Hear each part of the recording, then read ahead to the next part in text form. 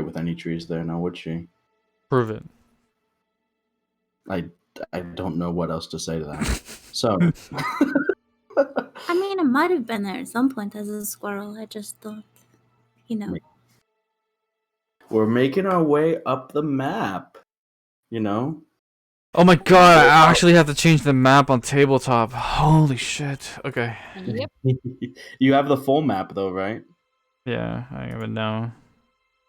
So now I don't have like a local map like I did for the southern provinces for the area that you're going to now. I'm not sure how long we're even going to be there, or if, like, the next chapter of our story is going to be localized to one like section of the country like the first one was. Maybe you just need to draw all of them localized. Why the hell is Bastillegard so far? And What are you talking about? You plan on going to Bastillegard? Maybe. Right now. What do you have to do in the Dwarven city? Listen to the theme song. The theme song? I just have to unlock the music tracks for every city in the...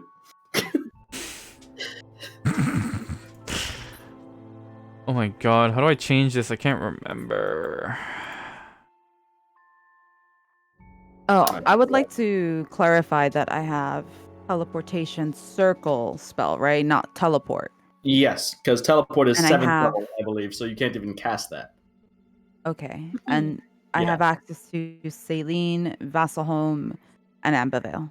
Yes, but Ambivale's is not completed yet. That takes... Right, to make a permanent circle, it's casting the spell in the same location every day for a year. So that's what Willoa and Isaiah are currently, part of their stuff is working on making that circle. That's why they had that sort of detached stone circle that, once it's done, they could move it wherever they wanted because it's also on a stone slab. But right now, that's what they're working on, making a permanent circle for Ambivale. Okay, cool. So when that's done in about 9 or 10 months, then you could use that to get back to Ambivale. You just have to stay away from Ambivale. I'm on my way there. For 10 months. And even then, it's just, redundancy if, like, Elevorn doesn't have her stuff prepared or whatever. Or for whatever reason, Elevorn's not available. Dun, dun, dun.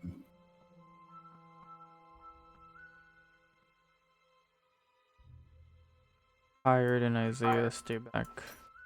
Oh, we have Baljan, right? You have Baljan, yeah. Yep.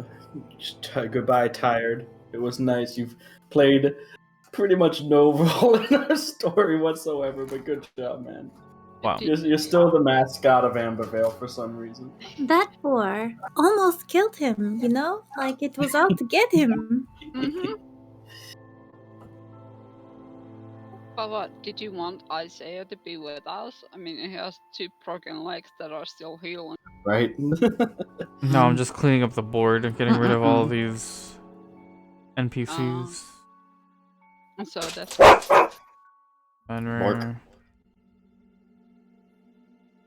You can just get rid of all of them except for Baljan, pretty much. I'm working. Goodbye, all of our friends. Just put them in the trash. Wow. Wow. Wow. No.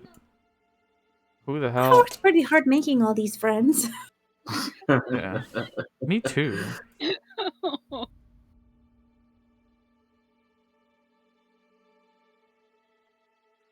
Map is upgraded, but it looks less mappy. What the hell?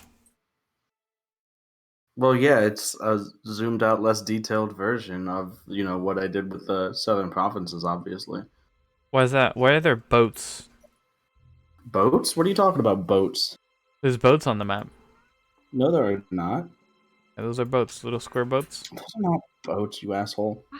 It looks like land boats. There is no boats. They're land boats. No. Look, there's even a small, like rowboat all the way on the right. No.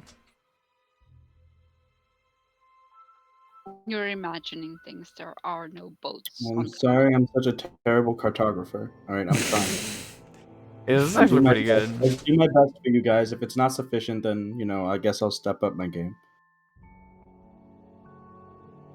Oh my god, Neil. Get in the box! Neil! There we go. You weren't even a major player. Get out of here. True. Why are the purple dots?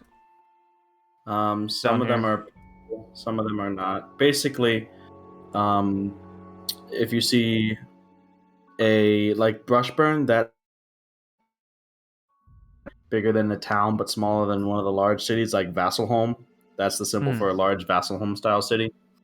And the dots are just towns or villages, so too small to even put their names in there. So you can see in the southern province we have there's Ambivale, Crestfield, Allpont, and Edgecliff, and then there's one between where you are now in Grandor.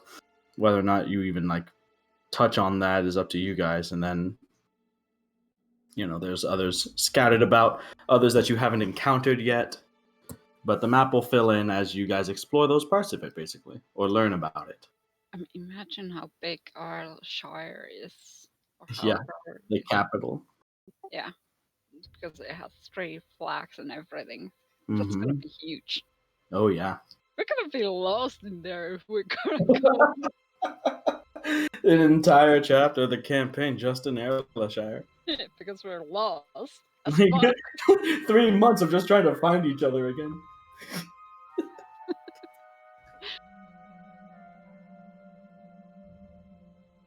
Oh, it's a forest. I thought that was water for a second, but I'm like, that can't be water. Where? Water next to ocean. To the right. Brushburn. Oh, to the right of Brushburn? Yeah. It could be. That's a forest. It clearly is a forest, but if it was water, it could be water. Even if it could be, yeah. There could be a lake right next to. No, that would be weird, but yeah, I guess. There's water right next to the forest, though. Anyways,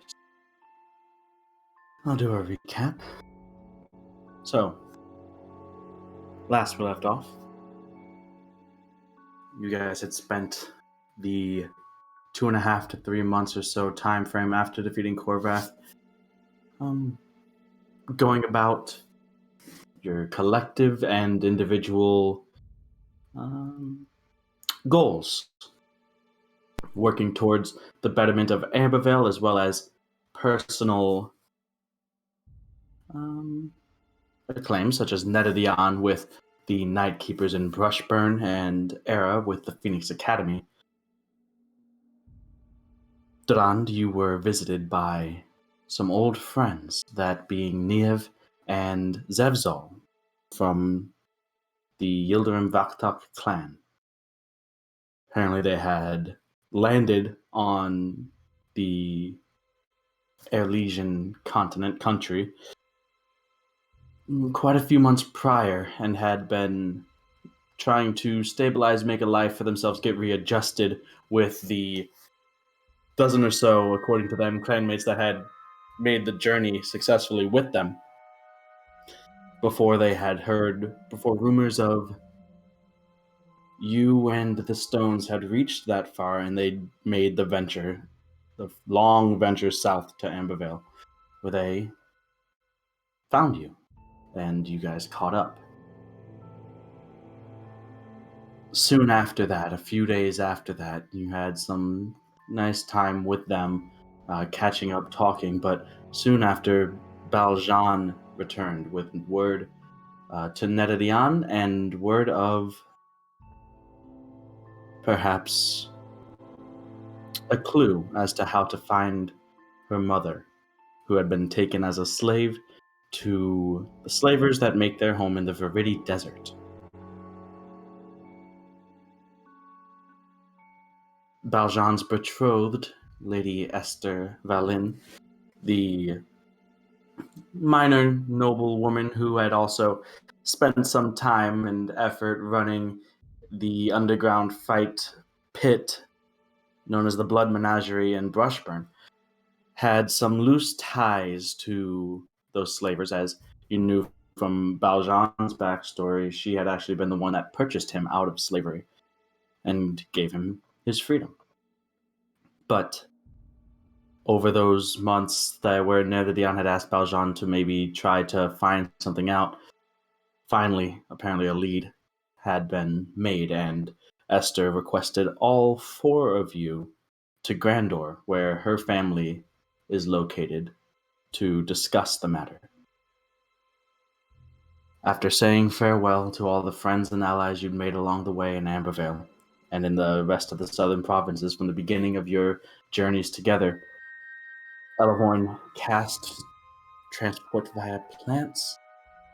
You guys arrived in Brushburn, the 4 of you, as well as Valjean. And that's where we are now. So, I believe you guys are going to be spending at least 1 night here in Brushburn before moving on. Is that correct?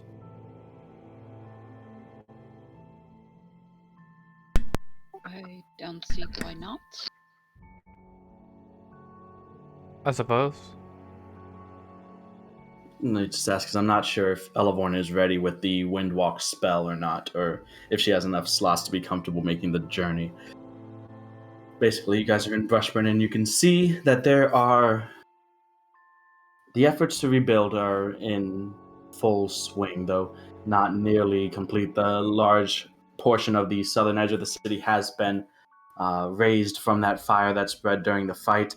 A lot more collateral damage from the battle, and just from the months that Brushburn was occupied by Corvath and his armies. There's a lot that needed to be cleaned up, a lot that needs to be rebuilt. And you can see the skeleton framework of the rebuilding is going on, although not much is at this point completed, but work is being done. You guys do find a partially functional Sword and Serpent Inn and Tavern. Not many patrons here, but it is currently operational. One of the walls is currently being held up by a few support beams as new work is being done to repair the wall, but at the moment it seems like some businesses are trying to get back on their feet. So, you guys are in Brushburn for the day. You left relatively early in the morning, so I would say that we're currently early to mid-morning at this point. What do you guys want to do? Let's buy potatoes.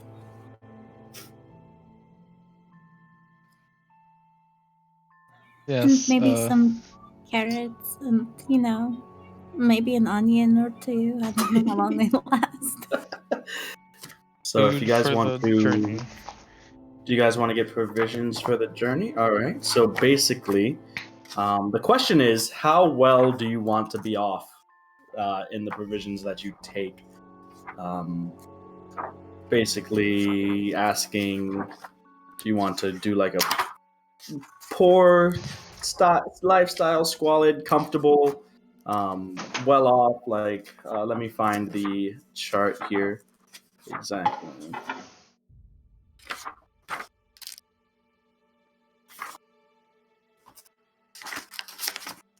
So you have the option of, if you want to purchase stuff, you can have a squalid lifestyle, poor, modest, comfortable, wealthy, or aristocratic. So what quality of items are you trying to bring? And I also believe that there's how many tents between you? I know that Dion has one. I'm not sure how many else you have. I think we had at least 2 tents. I believe that you have 2, yeah. But do we need more? I don't know, do we? I mean, does Durand and Elahorn need a big tent together? She's small. As a squirrel. Still, Durand is huge. She's a freaking itty bitty squirrel size. Yeah, but Durand is huge. What do you call? I don't fit in a tent. Yeah. You don't in a Have normal tent. Have I never Normal fit in a tent no. before? In a Okay. normal tent, no, not really. Zen, So help me, please. Do I fit in a tent? I need to know. you fit in a tent. Yes, you're Okay. a big boy, but you're still a medium creature. You fit in a tent. You know, it's not as roomy, obviously, as some other smaller people because that's how size works. But you do fit in a tent. As long as I fit. Yes. No, your Thick. dragon feet aren't sticking out at night. Don't. You're not laying down with No. your head out of one side and your feet out of the other. No, you fit in a tent. Aw. Okay. Does Bajong need a tent? Oh shit. Valjean could, but he also could probably take care of his things on his own. But what if we want to be nice? And you know, he also did make the journey down, so he probably already has that kind of stuff. If I might not remember correctly, but I think that it was like Nerdion and Elevorn in one tent and Bask and Durand in another tent. But now we have uneven numbers, so we may require more era. Yeah, we have air. But still. If Baljan is good for himself, then we're fine. You're fine with 2 tents? Well, Why are Well, you you so said Baljan was stingy? good with himself. What do you mean? 2 tents? Does Aero want to share a tent? You are with- mistaken. It should be 3 tents, no? What do you want, a tent by yourself? Of course. Are you gonna set it up yourself? Why wouldn't I- we help her? Yes. Well, no. No. But yes. Will you help me? So you can. So there are different sizes of tents. You could get a tent that is No. a To two-person have a tent. tent is to have a private quarter. You know, it's simply, having your own space. Okay, so you can get a 2-person tent for just yourself. Okay. My God. If you want to do that. I do want to upgrade my own tent. Oh my To a God. 2-person tent? Okay. So Yeah. basically regular tents are a gold piece, 2-person tents are 2. I'm gonna upgrade my own tent. Okay. My God, So we you are have rich, an bud. extra tent if someone wants a 1-person tent. Give it to Baljan. I'll bet he's humble. Oh, John has his own stuff, but sure. Can I, if nobody wants that one tent, can I give it as a trade? Kinda. She's trying to make money. Sure.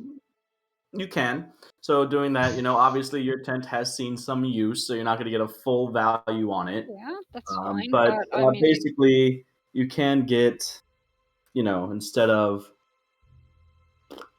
let's say they'll consider your tent a trade-in value of 3 silver pieces.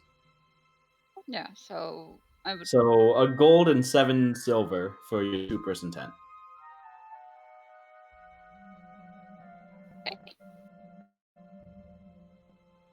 Anybody else interested in the tent business? I already have my tent, right? 1 gold. How many gold pieces? 1 for a normal size tent, 2 for a 2-person tent. Yeah, 2, please. Okay, 2 gold it is. Go ahead and mark that off. What's What up? happened to just, sleeping in the swamp on the ground? That's what I'm saying. How have these people fallen so far? You don't even remember where they came from. Technically, we're still sleeping on the ground. We just have something on, covering our. I agree. We have the option available. Why not use it?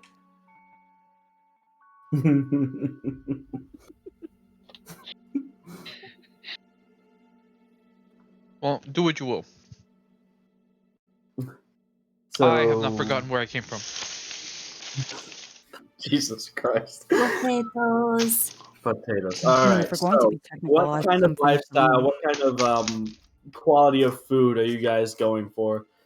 Essentially, for squalid lifestyle, that's going to be 3 copper a day per person. For poor, it's 6.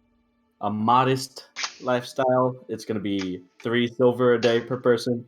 Comfortable is 5. Wealthy is 8. And aristocratic is 2 gold a day in food for everyone individually. So basically, how many days do you want to prepare for, and what comfort level, what quality of food are you going for? Okay, so I have to put this out there. Like I've been practicing cooking, but I haven't really been using the expensive stuff, so I just thought you should know.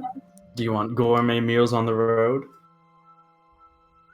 Yeah, I mean, sounds great to me. Well, what better opportunity this is for you to still hone your skills, Elevon.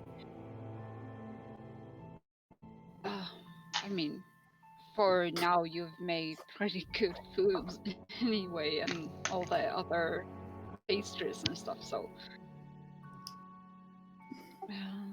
what would you possibly need? What would you want us to buy? I'm down with pretty much anything. I mean, you're gonna be cooking, I think, so it's gonna be good. Well, Bajan should know how long it takes to get there from here normally, so he could tell us a rough estimate how many days. Well, straight through, it should be perhaps around 2 weeks or so, maybe a little bit more. It's a little bit off of the path, but there is a small town between Brushburn and Grandor where I stayed for a night on my journey here. It's a slight diversion, but it'll add a day at most if we decided to rest down there. Probably be the best idea then. And wait, but how long is it to get there from here? It took me around 15 or so days. Get to the small town? No, in total, to get from Grandor to Brushburn here. Well, I'm saying we pack to get to the town, and then we'll resupply when we get there to make it to The Grandor. town is a little bit further than the halfway point, so I would say about a week, 8 days, on foot. That should be fine. Whatever we buy should last us till then. 7 days worth of comfortable living on my part. Okay. And that is, unless you guys wanted to use the wind walk. If you guys want to, get the adventure and walking for the worst experience, anyways. then yeah, but wind walking would cut that down pretty significantly. Depends on you guys' approach.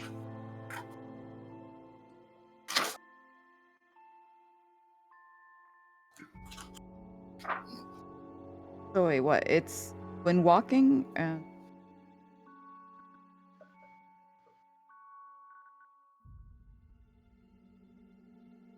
mean, Wind walking daily. Wind walking daily would cut it down significantly. Like, you guys are looking at maybe half a week for the total trip wind walking. 3 or 4 days instead of 15. Is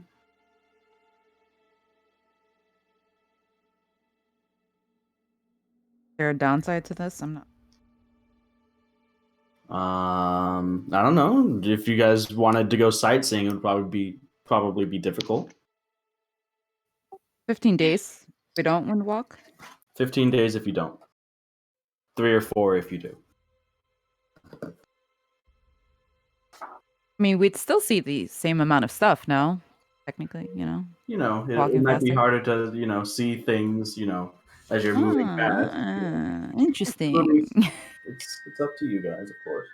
I don't know if there's anything in between that you guys would like to see.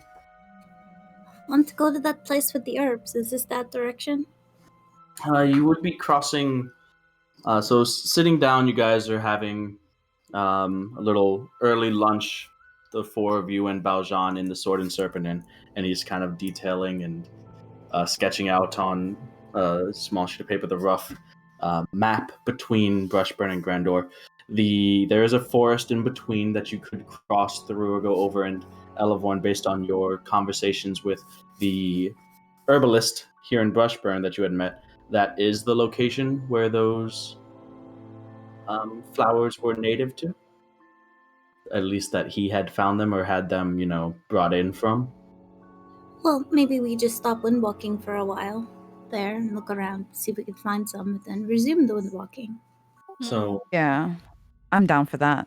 yeah. So looking at the map, he explains that you could go through the forest here. That's the most direct route. It's the one that I took. It can be a bit dodgy at points, as well, it is a forest full of wild animals, of course. Beyond that, we have the small town of Ambra, the one I spoke of earlier, where I rested down for a while. And then continuing on, it's pretty much a straight shot to Grandor. If you know the roads enough, or if we're taking an alternate method of travel, it should be pretty safe.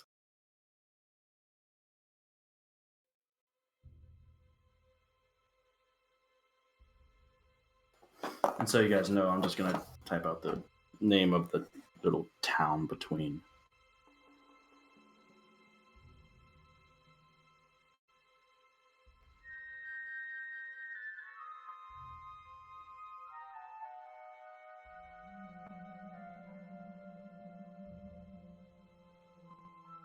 That's the little dot on the map that doesn't have a name under it because it's just a small town, comparatively.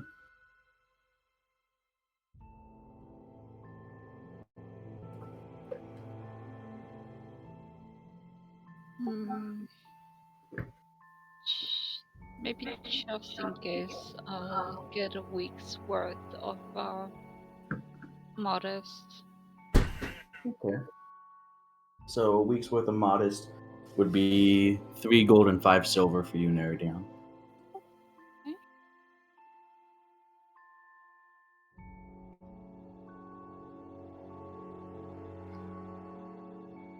What is a week of comfort? A week of comfortable would be 4 gold and 2 silver.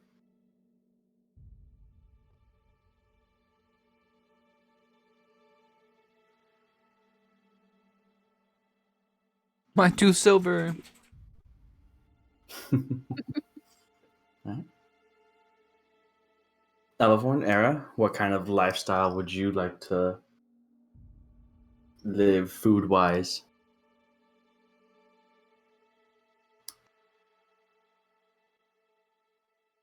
As much as I would like to extravagantly, I am going to pull back a bit because Okay. I know, I'm not dumb.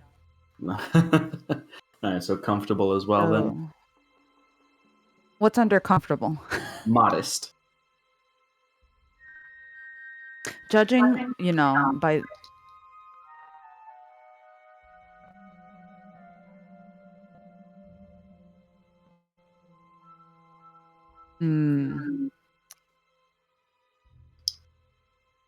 I was gonna say I was gonna judge the atmosphere of the place, before I decide what they deem as comfortable. I'll just stick with comfortable. I think I'd be okay with it. Alright, so comfortable would also be 4 gold, 2 silver for you. So how much would it be for 2 weeks of modest food? 2 weeks of modest would be twice what Neri had, so 7 gold. And the bag of holding, we kind of tested that out. Does that keep stuff sort of? Does not. It's not a refrigerator, unfortunately. Why not? No. We just need to find a bag of ice or something, whatever I want to call it. Get a bag of colding. Yeah, bag of colding. That's what I was looking for.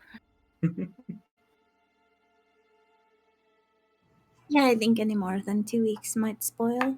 Probably, yeah. Yeah, so okay, I'll do that. Okay. And I'm gonna put it in the Ron's bag because I'm not carrying 2 weeks of food. Gotcha. Just so many potatoes. Oh my god. All the potatoes. The prices for food are a tad bit higher in these times in Brushburn than they were prior, but the prices I gave you were the slightly inflated prices.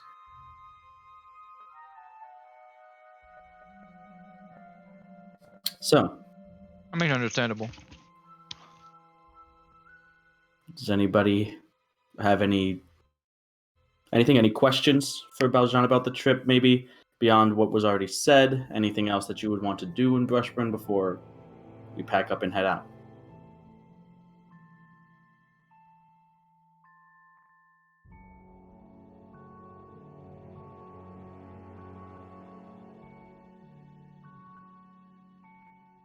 That's a negative for me. So we kind of had those items that we got when we, were here last. And I was thinking maybe if nobody minded, I could use maybe 1 or 2 of them. So the magic items that you guys had collected from the fight here in Brushburn, I don't think that anybody has claimed any of them, per se. It was like the cobalt claw tips, there was another ring of protection, I believe. There was the shield that the Lizardfolk King had used. Which items were you inquiring about, Elevorn? The claws. Not sure if anybody else wanted to use the claws. I don't think. Okay. And then there was, like, again, the ribbons of returning. I think those were me. Okay. Right, guys? If you wanted. Yeah. Are you going to attune to them? Maybe not at the moment. Okay. But I have them with me, so. Gotcha.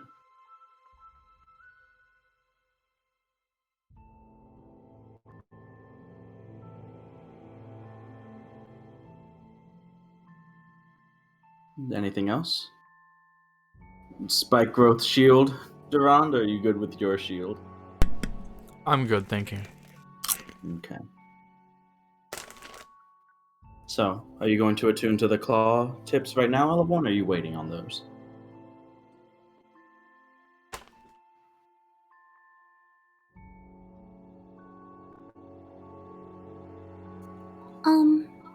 I'm going to...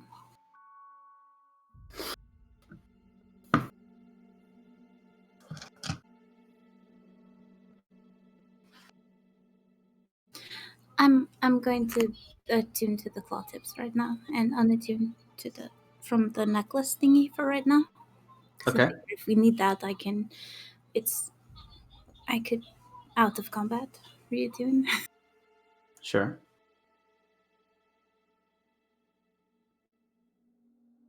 All right. I mean, I don't know if Durand, or if you want to give that option, if Durand would want to attune to those prayer beads. Oh yeah, totally. If you want the prayer beads. Oh, Durand's pretty. What do you have? You have the shield, the sword. What's that? For your attunements. Yeah, that's it. Oh, so you only have 2? Yeah, it's not cold anymore. I don't have the chainmail. Okay. Are you wearing the Man of Scales plate armor? Yeah. Okay. I have it here as Sithri D. Ternaki. What? That's what it is translated. That's what's written on it. Excellent. So, do you want the prayer beads, Durand? Yeah, I have it. Okay. So Durand will attune to the prayer beads. You have that item somewhere, I assume, right? It's somewhere. Yeah. It's in the documents. So, all right. I had the ring of spell storing, and that was last used by Aira. Okay. Well, I assume if you wanted that back, you would have gotten it back after she used it to scry. Did you want to give it back? Just No, take it. I want to hold on for it forever. Yeah, Yeah, of course forever I and give ever. it back. Okay. I mean, I guess I would, because I don't know. I guess I would attune to the ribbons instead of the ring still, though, because I don't know. All right. So, I mean, that leaves the ring open if, unless you still want to hold on to it, or if would I want to anybody else hold be... on to it, but Okay. of course I can borrow it if somebody else, but I'll hold on to it though. Okay. So what does that give you? The ring, incendiary edge, and what else? Or sorry, the ribbon, incendiary edge, and what else? Incendiary edge, snake armlet, and the ribbons. Right, the snake armlet. Wait, that's right. This mask is busted. Your face is busted. Do you have the mask? I Do have you it want now. to use it? Yes. Is Duran gonna walk around wearing a mask? I will. I'll put it like Wear it like anime style, like over the back on of the your side head. of my head or something. No, it's not anime style. I'm sorry. It's gonna be like poor RPG style. It's just like glued to your snout. Oh my god.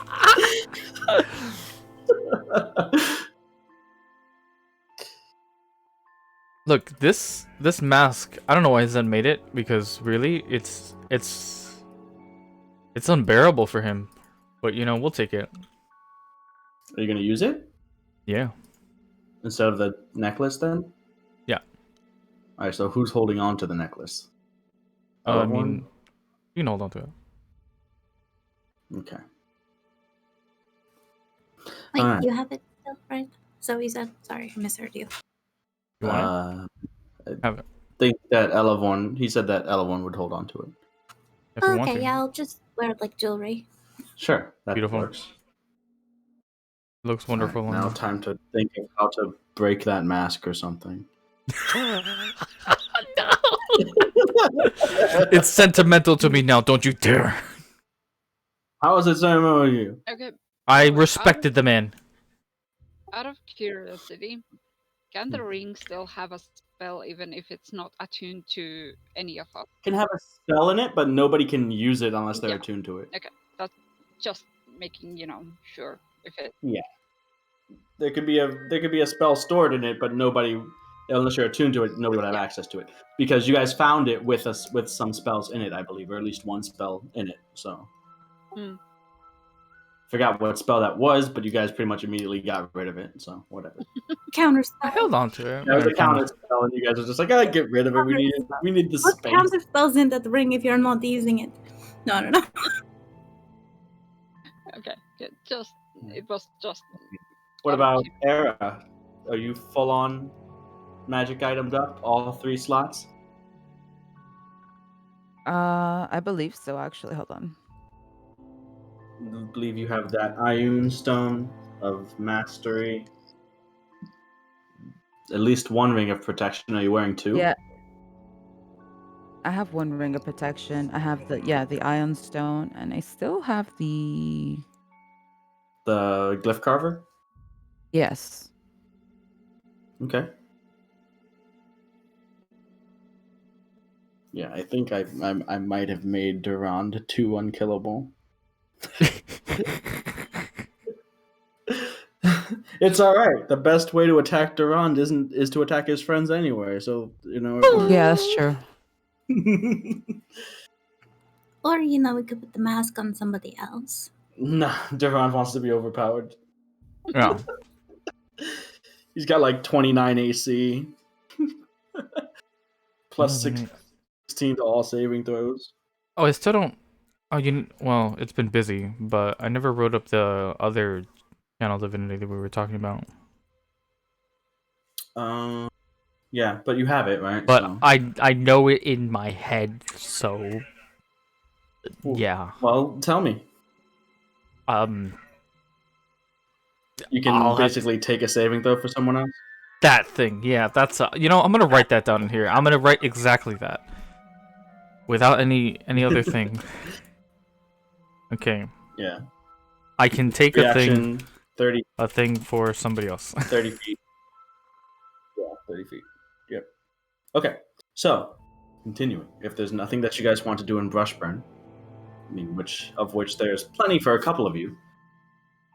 I mean, there's the Platinum Age's Temple. Svenkard is currently in Brushburn. Obviously, the Brushburn Night Keepers are in Brushburn. But if you guys are okay with moving on, we'll move on. I mean, Meridian has been going back and forth anyway, so I think I would be totally fine with just going on. Yeah.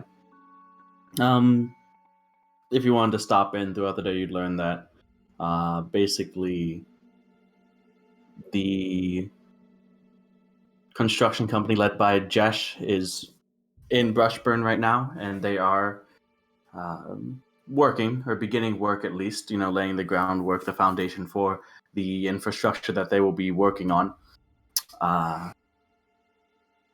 Hall and his men and his little group that you guys kind of absorbed also have been sort of inserted into that construction company with a little bit of backlash from that, but basically the response was, it's legitimate work, you're not going to get in trouble for it, you're going to get a paycheck, shut up. And everything else seems to be going fairly smoothly. And that's just a matter of making sure that everything is going well, staying, relatively unknown, and also sort of quelling any other sort of gangs that might want to rise up, and basically trying to keep that foothold, at least if not now, then for the future, of having the Night Keepers be the kingpins in that area, in that sector of Brushburn, criminal syndicate, thieves guild type arena.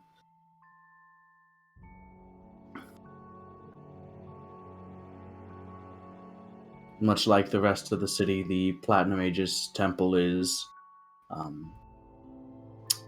in the course of rebuilding, as a lot of it had been damaged or destroyed during the Korvath fight.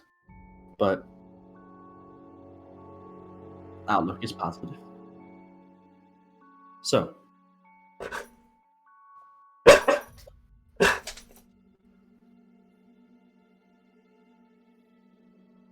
are we ready to move on?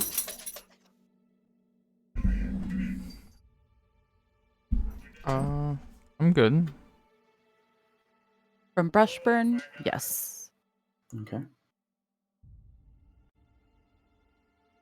So, you guys spend the evening in the Sword and Serpent Tavern, free of charge. You're pretty much local heroes around here, so. The next morning comes, you're ready to travel. Alavorn? Windwalking?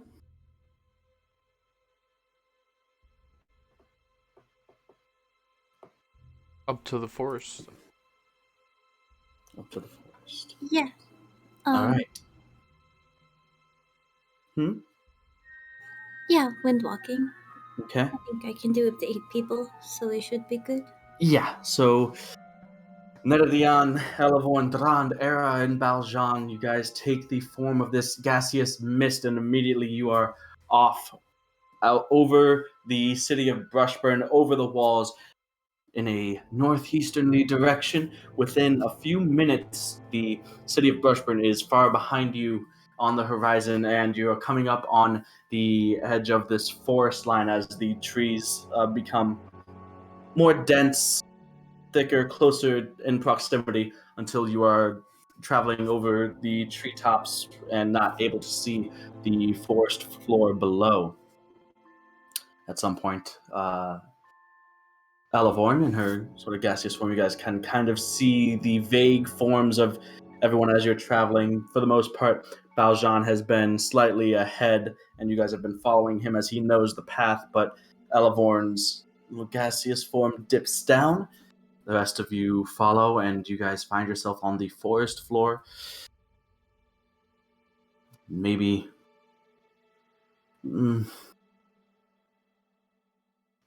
not too long, maybe a couple hours after having originally left. You guys exit the gaseous form, and you are on the forest floor surrounded by trees, foliage, the sound of wildlife. In full effect as spring is now coming in and upon you, it's much livelier sounding than you've been grown accustomed to over the winter months.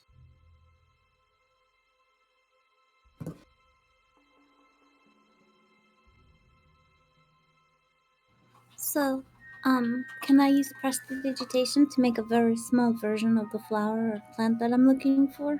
Sure.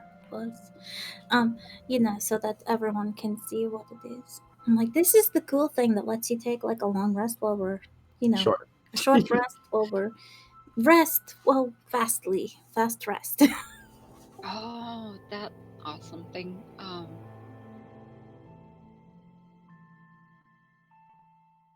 I mean, you think it would grow around here? That's what Travian said. Somewhere around here. Near water, maybe?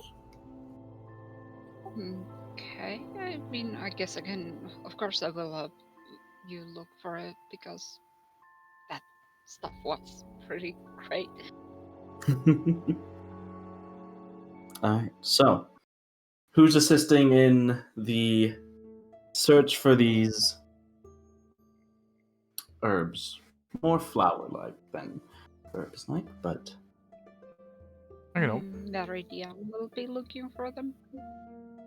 okay. So Well, I'm not just gonna stand around either, so. all right. So, I could also commune with nature. All right. So you prepared that spell? Yeah. Okay. So are you casting it? Yeah. All right. So commune with nature. Let me look that up.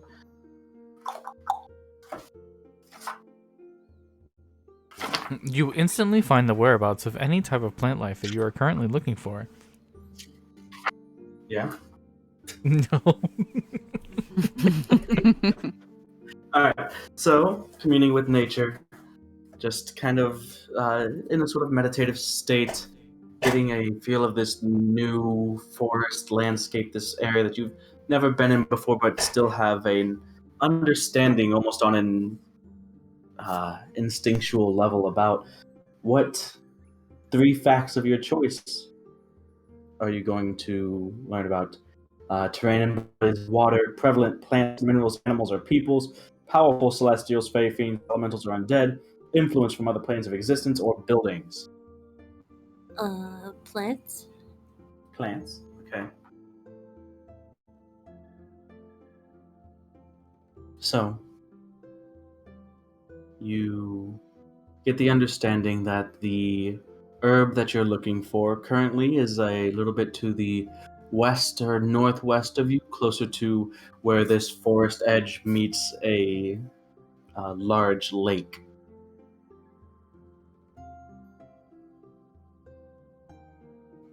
And can we make sure there aren't fiends around?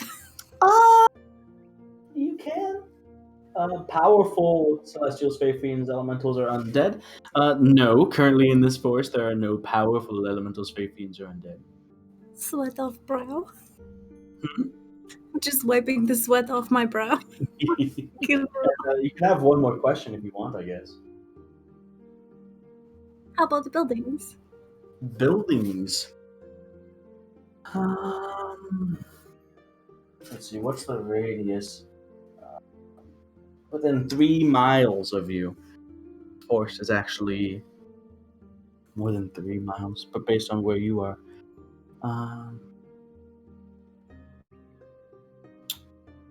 There are a couple buildings that are sort of spotted around. You get a general idea of their direction from you. And an understanding that most, if not all of them, from the nature's understanding, have been abandoned for some time. Typically small cabins and the like. Nothing crazy. There are no cities hidden in this forest.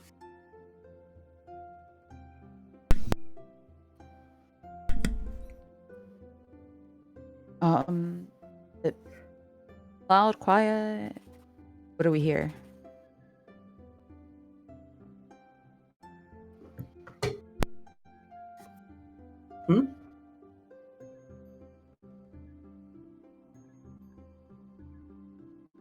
She asked, "What do we hear?"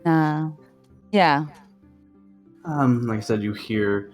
At this point, it's probably early afternoon or so. You hear birds. You hear movement in almost all direction from what you can spot. You can spot a few deer far away through the trees. All the wildlife in the area seems to be giving a wide berth, or if not, there's initial sort of scattering away from your location as you just sort of manipulate it into physical form from a gaseous state of being. But lots of small marsupial-like animals, rabbits, and the like. Just a lot of. This place seems to be teeming with life. Nothing too alarming at the moment, however.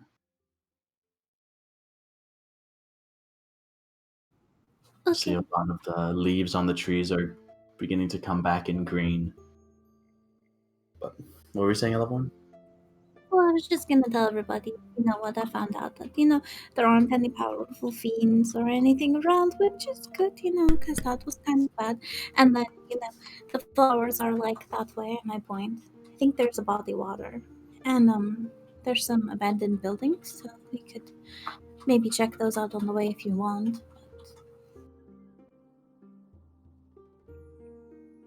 Well, we're mainly here checking for. the place.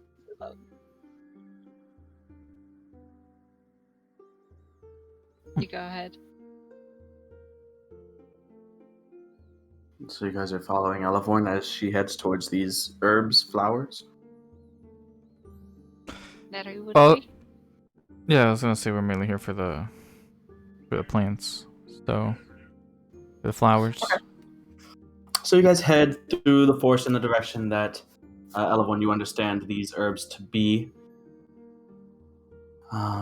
After a while of walking, you do start to notice the density of the forest beginning to lighten as you exit to a lakefront of still crystal blue lake, large in all directions. Can't see the other side of it from where you are. Can barely see in one direction where it begins to curve with the landscape and the shore on that side, and on the other side you can't quite see the edge of it. It's a very large lake that seems to bend with the tree line as well. It's so And pretty. looking around, you've exited maybe about 700 or 800 feet away from one of these buildings. You can see what looks like a lakefront cabin. with appears to be a watchtower or like a sort of hunting tower type thing of sorts, not too far away from it, and a small dock with a rowboat tied off to the dock. At this distance, not easy to tell if it's occupied or if anyone's around. Ella doesn't see that. Nope. She's just like, oh, the pretty water, and is running towards it. All right. So you run towards the pretty water. You get right up to the lakeside where the grassy edges of the forest begin to just dip down ever so slightly against the still calm waters of this lake. You can see plenty of different kinds of plants and flowers beginning to get into the early stages of their bloom along the lake edge.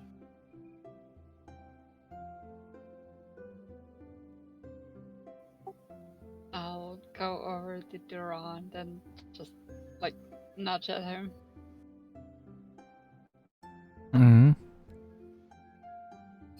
Can I be fish now?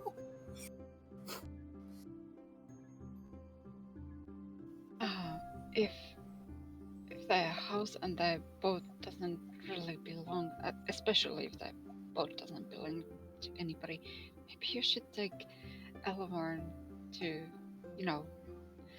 a little bit of a ride on it.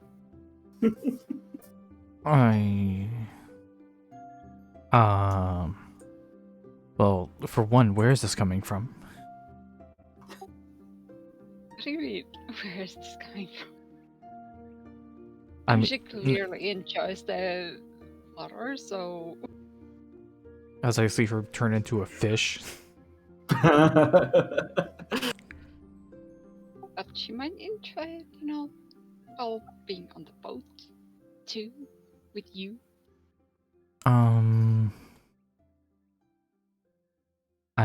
I mean, how would I even know if that boat's somebody else's? Well, we can just go up to the house and see if anybody is home or if anybody is living there or anything. Alright, well, you go tell me if boat belongs to somebody and then I'll consider it. Why wouldn't you just join me? Alright. Okay. So Durand and Neredian head off in the direction of the cabin. Yeah. Era? Eleanor, are you a fish right now? Yeah, I'm a little goldfish. I'm swimming in circles near the shore. Right in the, just right at the edge of the lake in the shallows, just...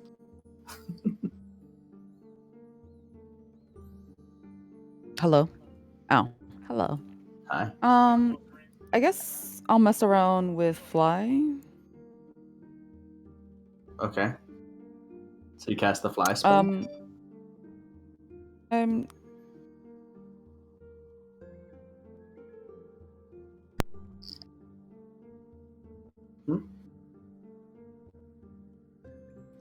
guess just to see. Yeah, I mean, why not? I'm gonna. Okay. Where are you going? From above. Just up. Gonna Just look out up. over the lake or just staying over Yeah. the Okay. So, Durand and Neredian, as you head over to the cabin, Era casts the fly spell, ascends into the air, and begins to just fly out far over the lake. How far are you going, Era? You have, what, an hour? Oh, I don't want to, lose anybody, so, Okay. Keeping everyone within eyesight? Gotcha. So not crazy far.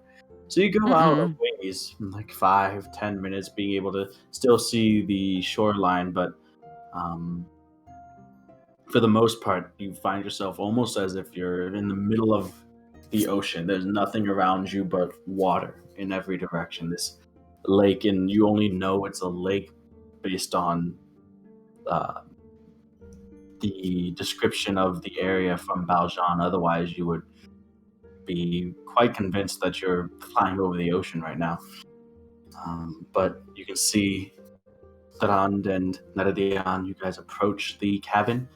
You walk past that watchtower type building and continue the docks to note. Go ahead and both of you make investigation checks.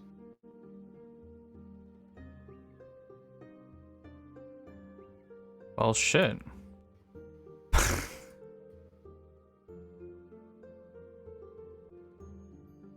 That is a natural 20. Okay. 22 total. And 21 for me. Nice. So both of you notice before getting to the cabin, there's currently no lights coming from inside, but it is near just afternoon time, so not necessarily alarming. The windows are open. There's no glass painting in the windows. It's just a standard log cabin that it looks like a lot of moss or plant growth from around have seemed to partially be taken. The ropes that are tying off this rowboat here seem old, crusty, like they've been here for a long time without being used. Walking up to the cabin door itself, it's very simple in its make, but it doesn't seem like it's occupied, and it doesn't seem like it's been occupied for quite some time.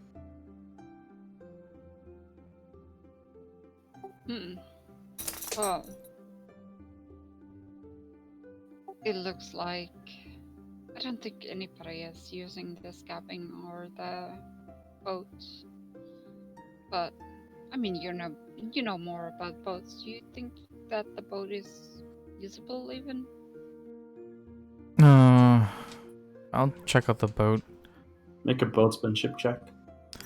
That's what I should have been working on. Damn it, where's my boatsmanship skill? Yeah, why don't you work on your sailing skill? Wait, is that a skill? No, it's not. It could be. It should be. I guess it kind of is, vehicle proficiency is a thing, and, Oh, wow. Wow. Wow. Could have been What do you practicing want? rowing around that pond on top of the hill.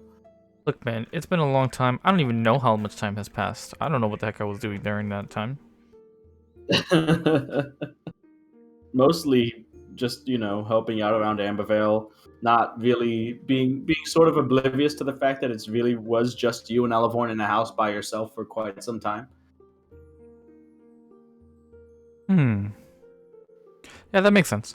But anyway, looking around, and you have used a boat before a couple times, plenty of times. You've been around boats in your clan. You've been around boats in the underneath the area where you went and you found the illithid and all of that stuff. You even worked on repairing a similar boat to this, but it doesn't seem to have any clear and immediate defects to it. It seems, usable. If not old, it's very, simple. It's still floating there. It doesn't seem to have taken on any water. And there are a pair of oars resting beneath the benches, seats within the boat itself.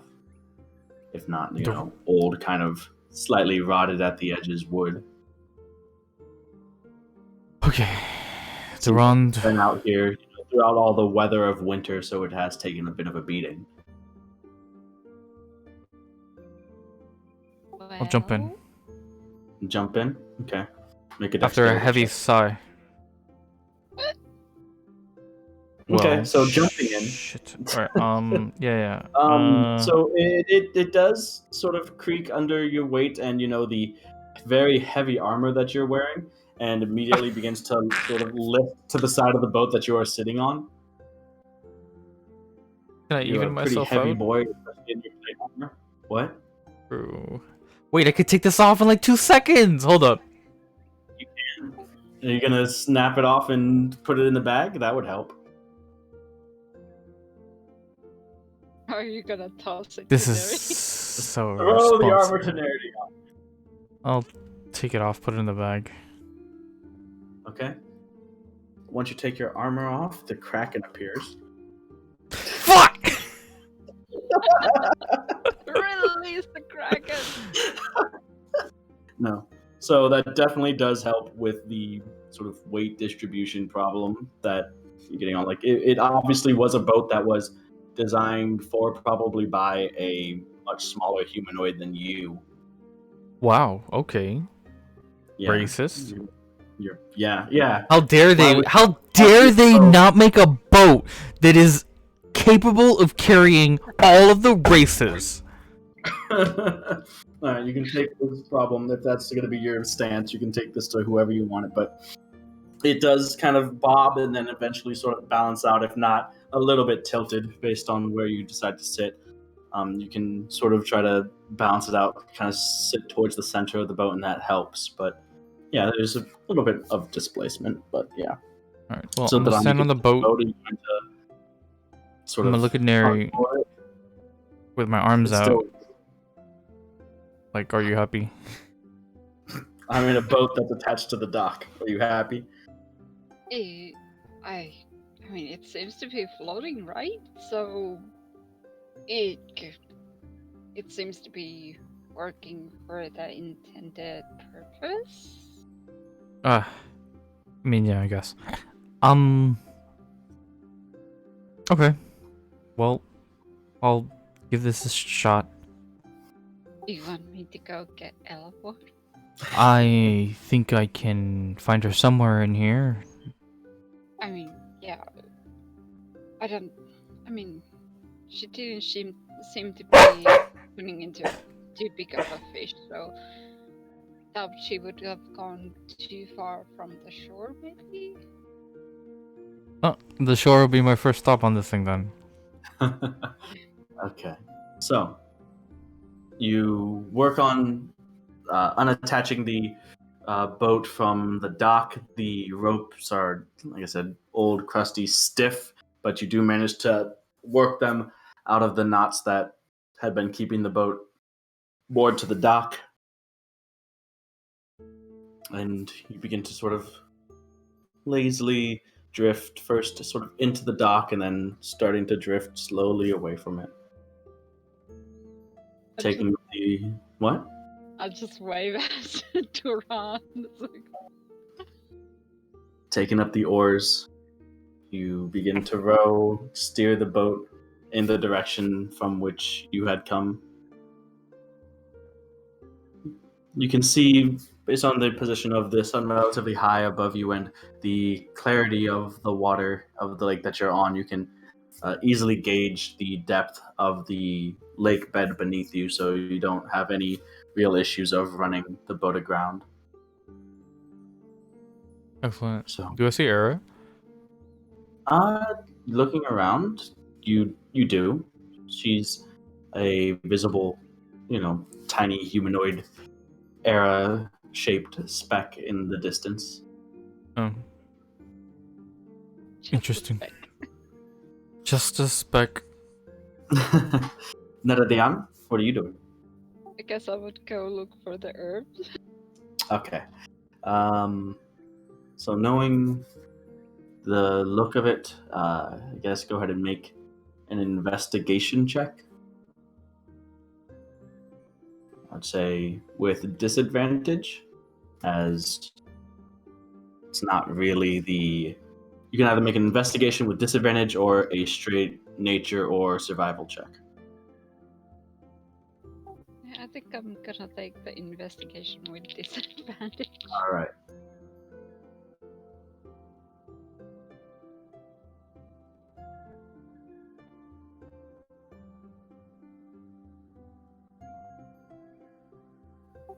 $25.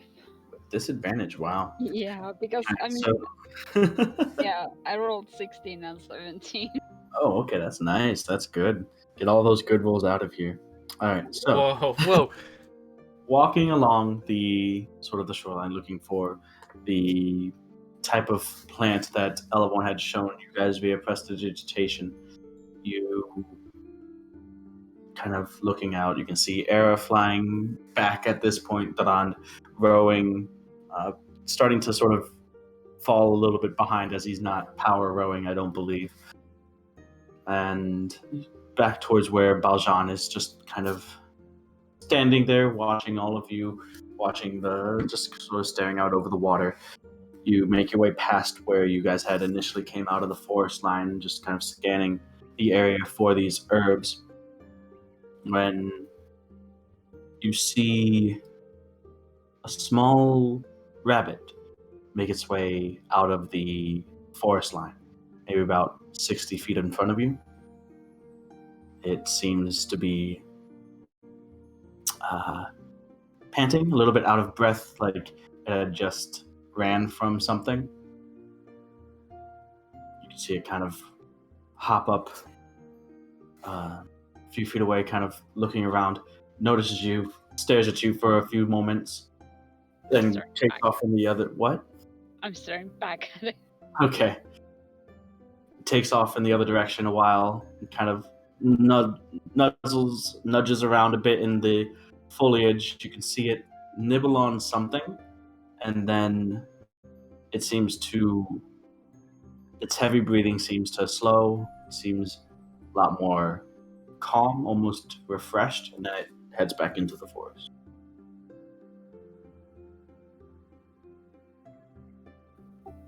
So, I guess those would be the herbs. You walk up to that area, and based on your suspicion, see that you have your suspicions confirmed, where you can see a little bit of the flower-type herb that has a bit of rabbit-like nibbles taken out of it, amidst a small bed of similar herbs, maybe, well, you're not sure exactly how many potions worth, but that would be more for Elevorn to be able to discern. But you find a little bit of these things. It seems like they are in a more premature state than what Elevorn had shown you, as they probably are just coming into bloom. But it's unmistakable. These are the same, at least genus of plant that you had been shown. I guess I would be like picking up at least a few, just so I could show Elevorn and confirm that they are the same plant whenever she and Duran comes back. Sure. And speaking of, Elevorn, as you are swimming around as a little goldfish, you do notice this sort of large, dark shadow approaching. Swim away. No. You can recognize it as, you can see the keel of a small boat breaking the surface above. The occasional disturbance in the water from oars propelling the boat in your direction. At least parallel to the shore. You're going to touch the butt?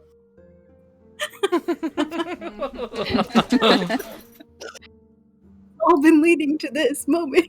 I've been waiting for this. I should have been a clownfish.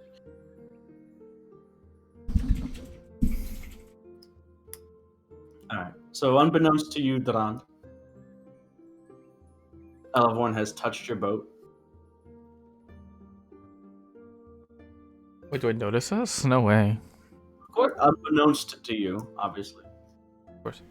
I mean, maybe. What are you looking for? Gold, the small fish? Not a goldfish, I don't. Okay, make a perception check.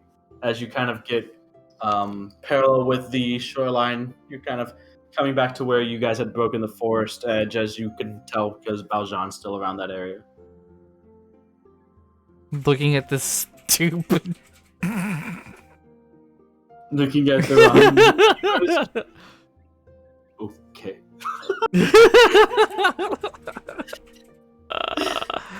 It's 19. 19? You see a few like small groupings of fish, little guppies, freshwater, small fish and the like that are kind of scattering as the boat comes, but you can see them sort of schooling up and near the shoreline, and kind of looking at them, a flicker of light from beneath the water kind of hits you as swimming away from underneath your boat is a small goldfish, just one. Sort of uncharacteristic of the other fish that you had seen around here. Is it red? It's got a little reddish hue. It's like a reddish goldfish. It's a rose goldfish. Good enough. I get out my net and I catch it. No. I don't have a net. Actually, I'm really upset. I just realized. No, I don't. I left it at home. I feel like trade. I need to get one at some point. I forgot. I forgot. Okay. Dive in. Shame. Use the bag of holding. No. What if I just stick my mouth in the water? Elevorn. Is that what you're gonna try to do? Yeah. Yeah? What's the worst that can happen? I mean, she's not right up near the surface. You'd have to maybe go into the water to do that. You're trolling me. No. You could just put your hand out into the water. That might work.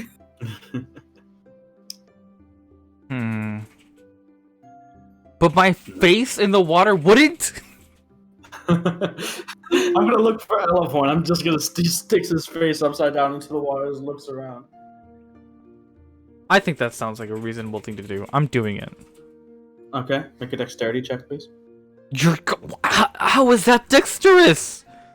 To maintain the balance of the boat while you lean over it to Do I one lose? side. I don't have the... Hold on. You don't have the That's negative just- because you don't have the heavy armor, so. But it's also not a stealth check, so it's just straight dexterity. It actually isn't even horrible. It's like a straight roll. Yeah, it's just 0. Oh, it is just 0. Oh my god, it's doomed. 7. 7? Alright, it's not a difficult thing to do. You sort of lean over, you can feel the boat beginning to list as you shift your weight to one side and stick your head under the water. Era and Elevon, you both notice this as Era from above, you can see Daran leaning over the boat, dipping his head down in the water. Elevon, you notice, you hear the surface of the water being broken, and you look back to see Daran, his head upside down, looking into the water. So Elevon and Daran, you lock eyes with this little reddish goldfish. Elevon, you see Daran's head break the surface of the water, and you guys look at each other for a moment before Elevon, you see the rest of Daran enter the water as well. God damn it! Era from above, you can see the boat tip turn. You can see Daran kind of instinctually flail out, but it's too late. And the boat completely turns over as Daran, you are now underwater. God damn it. You right yourself and you find that you can stand up. The water at this point, it only reaches maybe up to, just beneath your shoulders, but you break the surface coming up. Gasp for breath. Imagine if I had armor. Drowns. 65 pounds this thing weighs. My god. It's pretty heavy. Is the boat capsized? It is. Can I swim under the boat? Can I turn back into an elf under the boat? Sure. Okay. You are treading water underneath the boat. It smells of old wood. Kind of like Old Spice, right? Right.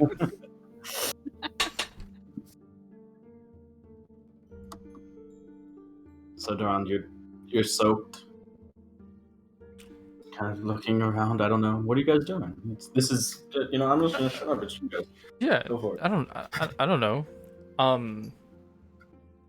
If he's not under the boat, can I come out and grab his ankle and then swim back up under the boat for air? Okay. Daran, you're still kind of getting your bearings, straight after, taking an unexpected dip into the water. So still kind of getting your senses about you, you feel something grab your ankle under the water. That's mortifying. Initially, your heart That's jumps my. into your throat, and your instinct is, fight. But like I said, the water is clear enough. You can look down and you see just hair kind of going crazy under the water. Is Elevorn grabbing your ankle, and yes, Elevorn, you're trying to pull him. Make a strength check. Why am I being? No, I wasn't. Oh, you're just trying to grab his ankle. Back under the. You can go back under the boat. So. Okay. So you see Elevorn grab your ankle, then swim back up her, and then you can see where she is, treading water underneath the capsized boat that you so smoothly disembarked from. Yeah, it was Wait, intentional. I have a question. Yes. Did I witness Duran getting pulled underwater? Yes. He didn't get pulled underwater. He just fell off the boat. And you did witness this, absolutely. Ah, excellent. Front Everyone row did. tickets. Even Bahamut did, especially Bahamut did. But they're underneath the boat right now, right? Like under the thingy. Elevorn is underneath the upside down boat that is sort of just floating on the water. Durand currently isn't. He just had his ankle grabbed by Elevorn. You didn't see all of that too clearly from your vantage point. What you do see is Netadian further down shore, picking some plants up, and Baljan on his ass laughing.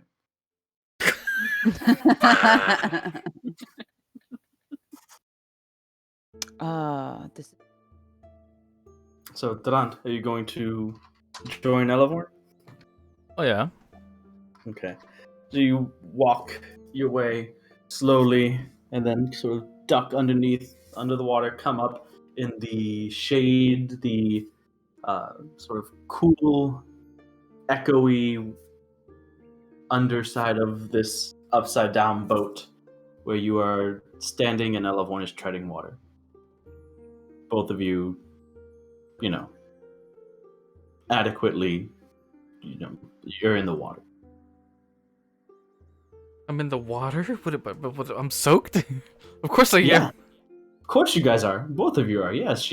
She turned back from a fish into an elf under the water, and you flung yourself into the water. Hey. Elegantly. Very elegantly. Like, oh, a little bit. Wait, what? Just waving a little bit, like mine just a little out of the water and I'm waving. Oh, hey. I intended for... You keep swimming. And I'm going to hug him. Yeah. Yeah. Yes. Yes, I did come for the swim. Not sure why I brought the boat, but it's nice. Maybe they can't see us.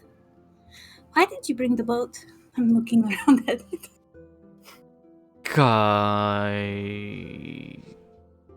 I tested.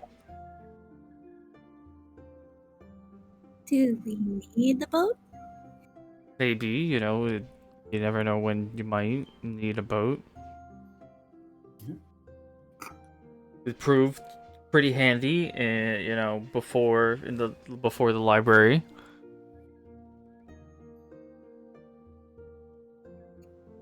You're actually, that's very true. Mm-hmm. Very, very true. Extremely true. And I'm going to splash it.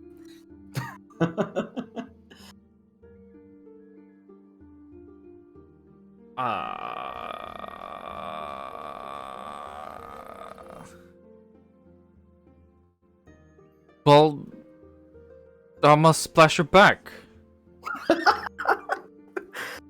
Okay. Splash him again.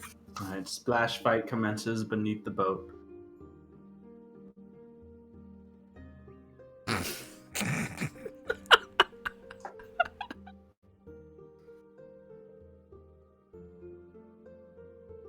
It's not a huge boat. There's room enough for to me to be standing in this upside down sort of dome area provided by the boat, but it's not a huge craft by any means. Okay, you win. Stop. Duran getting aggressive with the splash fight. What? I'm not so competitive. Wait, I'm not trying. But you are trying. It's instincts. Yeah. You don't know your own strength. Something like that, I suppose. Although I do. Well, So, do you want to? No, you I first. have to ask you, Yeah. are you going to marry her and leave? Actually, I don't want to know, and then I'll get out of the lake and just nothing happened. just brushing the water off of herself. Wait, I'm stopping this?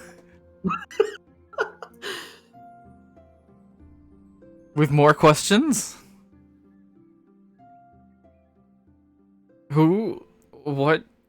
What are you referring to?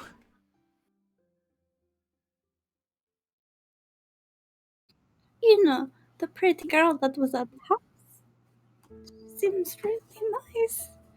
She likes goats for some reason. They kind of creep me out a little with their eyes, but she seems really nice though otherwise, yeah. Well, I mean, I don't think that would be very nice for Zev. What does Zev have to do with this? Well, he told me they were a thing.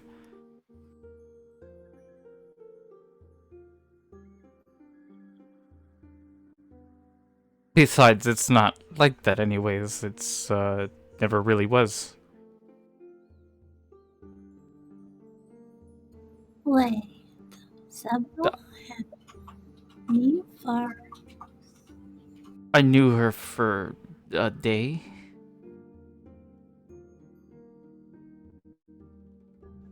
Oh, then why wouldn't she eat? I thought she was because...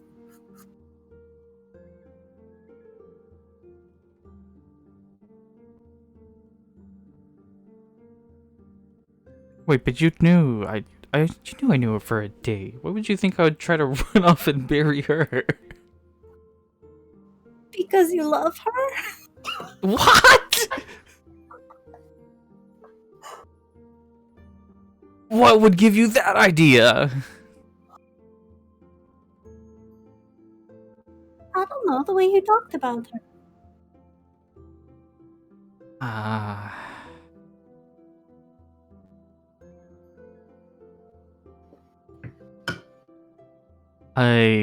I'm not particularly sure where you got love from almost any of the conversations I had of just talking about back home. I mean, well, love in a particular way, but love and a loss, I guess.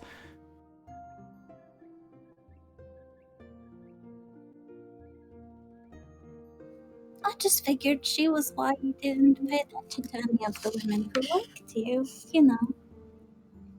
since we've been traveling. The other women that liked me? Yeah, all of them. Huh?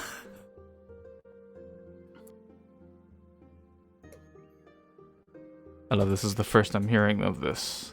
Or rather, I guess the second, because I thought you were the only one. Me? I'm just... It's... not... Yeah, I mean, I'm pretty sure Neridion just kind of puts up with me at this point, and Era doesn't have anything. So, I don't think there's any other girls that like me.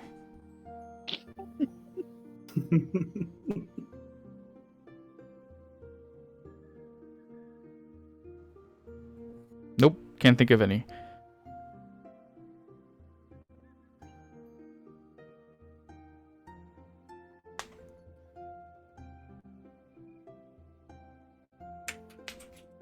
Okay.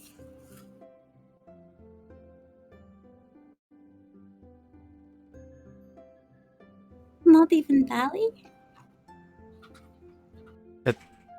Probably especially not. But Why especially not? well, no, I mean, not like that.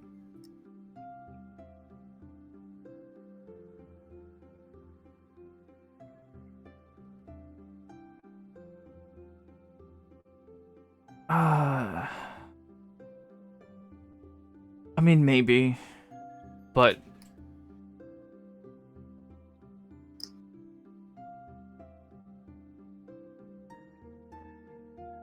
I don't know. Okay, it's a or not. Complicated. Well, Bali in particular is extremely complicated in this current scenario. Yeah. I mean, I tried to help her, but it seems like it didn't work.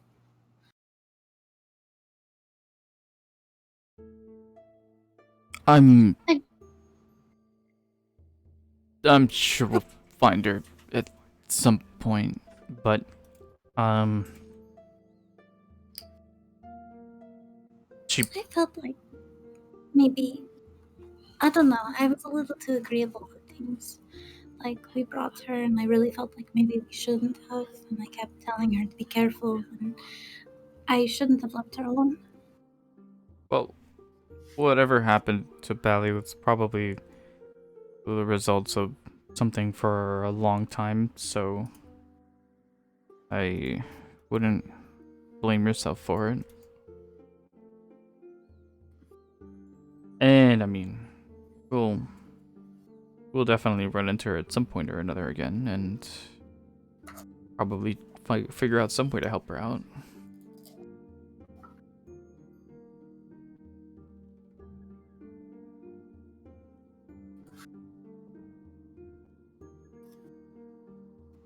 Yeah, well, Anyway, I had another intention, but I guess that's looking over at the capsized boat. It's over. I suppose we should go for the flower. right, flower. Not exactly sure exactly how, like physics and everything would work. But if Elevorn were to try to kiss Duran's cheek right now, how successful? How many dexterity checks is that? Well, using Durand himself as leverage would probably be pretty easy. Okay, yeah, we're doing that. Okay. So, using your own shoulders to sort of prop her up further out of the water. Elephant leans up and kisses your cheek. I'm not getting married right now. Okay, then just go out of the boat and into the water and out of the water. All right. So, you'll see Elevorn kind of swim and make her way towards the shore of the lake until she's able to walk on the lake bed and out of the water. Soak. Duran? This would probably be a similar reaction to if Zen could manifest himself in the in the world and be like Durand.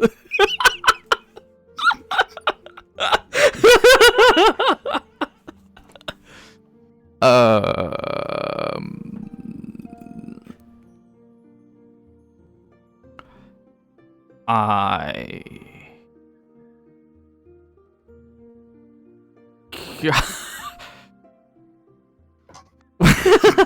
Duran is just standing there by himself under an overturned boat for some time. Basically, like, he'll have said, I don't intend to, but she was already gone, and it probably happened like a minute ago at this point. And he's still just standing there. Once I, like, snap back into it, I guess I'll get the boat, and... No, I would remember about the boat. I'll just go back. You don't remember the boat, you just go back. Alright, so forgetting about the boat, Duran just walks back to the shore, kind of pushing the boat with his forehead as he does, because he's still under it. Yeah. What? So you just see this upside down boat with Duran legs making its way towards the shore. Did I try to lift the boat using Big B's hand? Man, magic You can- Because- you wanna use all sorts of his way hand? today. So you're flying over the lake, right? And you see Duran slowly beginning to make his way back to shore with the overturned boat, basically using it as cover from whatever. And what are you gonna do? Well, I just wanted to lift the boat off him because Okay. it happened to him. So you can see this from like bird's eye view. You're gonna cast Bigby's hand and lift the boat off him. Yeah. All right. So you do that. You cast Bigby's hand. It comes into existence right over the boat and begins to lift. And as the boat is lifted by the hand, you begin to fall as No. both of those further concentration. And maybe about 200 or so feet offshore, you plummet and land splash in the water. Oof.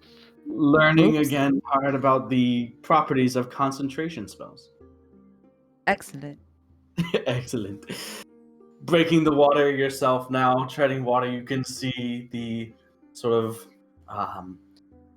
light purplish spectral large hand that is gripping the boat and hovering it in place over Duran as he makes his way out of the lake. Ah, yes. Sunlight exists. If I'm seeing this, I will look up to Durand.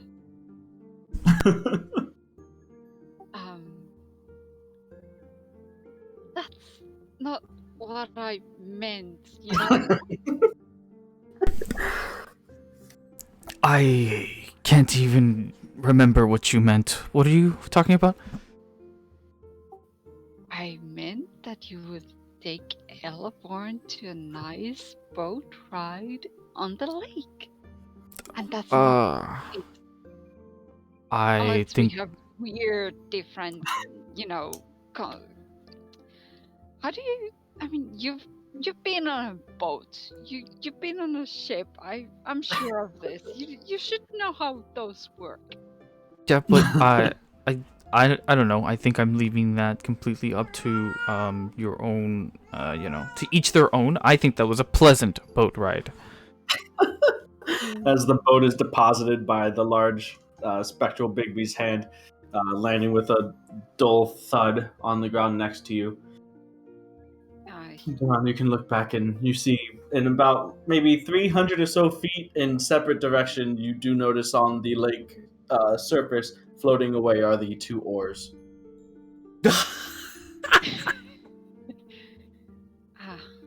As soon thereafter, kind of being scooped out of the water by the hand and ferried back in the air to shore, wringing out her robes or travel clothes is Era.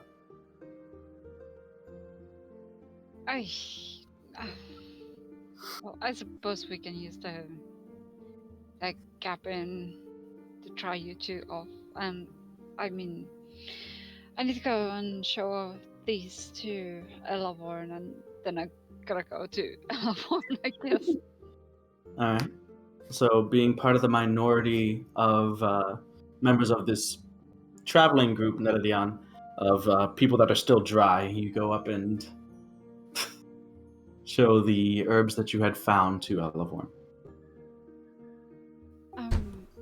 Elaborn, I found these. These look kind of like the ones that you showed us, or do you think this would be it? What do you mean? Nothing happened. I didn't do any. No.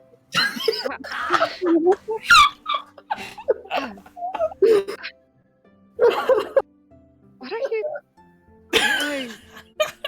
Oh, awesome.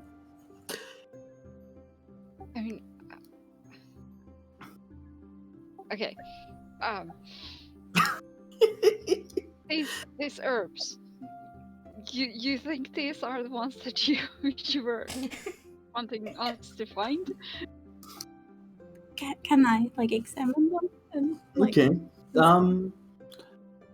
Making herbalism kit check, I suppose. Just D20 with proficiency and wisdom.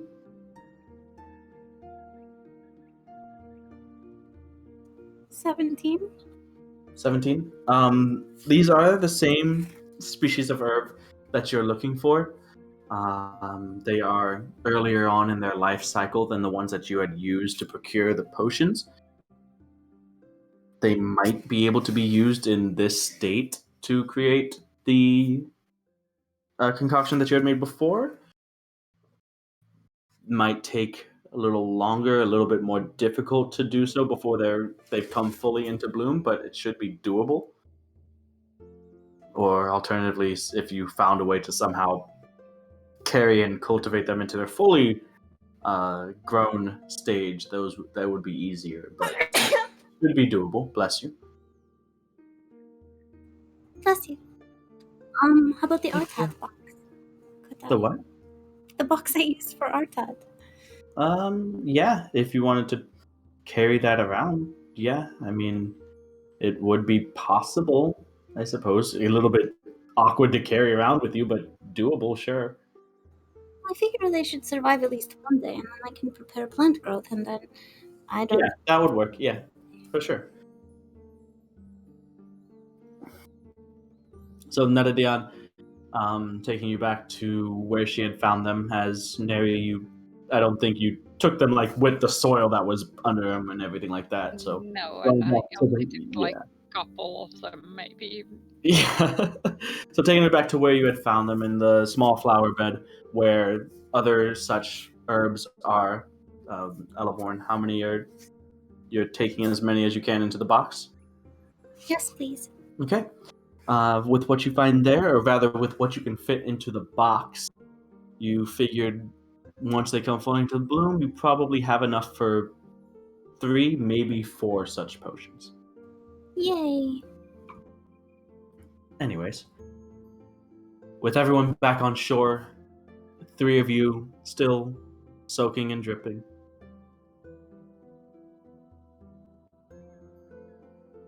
What's the next stage?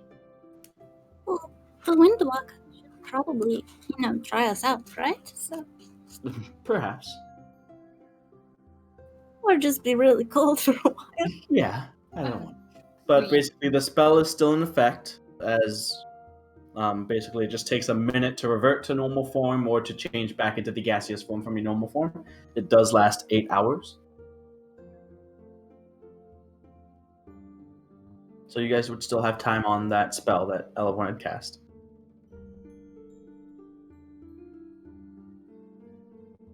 I suppose I would be up for more windwalking. I mean, it depends on other people. Well, sounds like if we keep going at the pace that we came, we should be able to get beyond the forest with the remainder of the time, I suppose. Then we wouldn't quite be able to reach Ember, but easily doable tomorrow. We could at least get beyond the forest's edge if we leave relatively soon.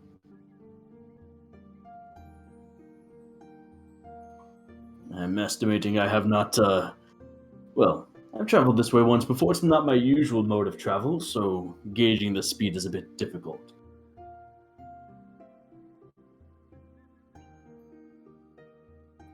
Well, it'd probably be better to, camp outside of the forest.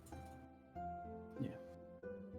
And so, After having a bit to eat, you guys then go back into the Windwalk mist form and make your way, continuing onward, rocketing over the treetops until you notice at this point, the sun beginning to get low in the sky until you reach the edge of the forest where it seems about time to either set up camp or it's still about, by the time the Windwalk spell ends, it might be about a 5-hour or so travel to Ember. But at that point, it would take you to like maybe 3 in the morning, so exhaustion might be a thing.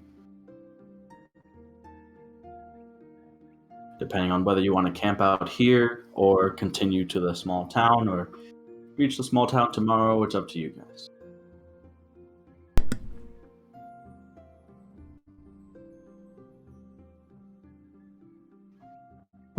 Probably safer to just stay.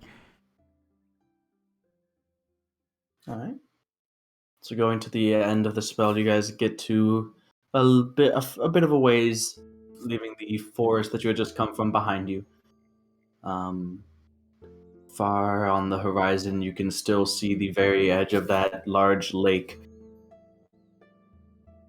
But even that is becoming distant by the time that you guys stop and begin to set up camp in a relatively open area, although there are a few spattering of trees and bushes. It's not quite as clear as the grasslands of the southern provinces around the Crestfield area. There are there's more foliage and growth out in this area than then, but you guys get the campfire set up, your personal tents set up, and begin to get ready for the rest. And with that, let's take a break. And when we get back, you guys can choose who you want on first watch. Do we have to? Nope, you don't have to. I won't sleep. You can all go to sleep if you want to.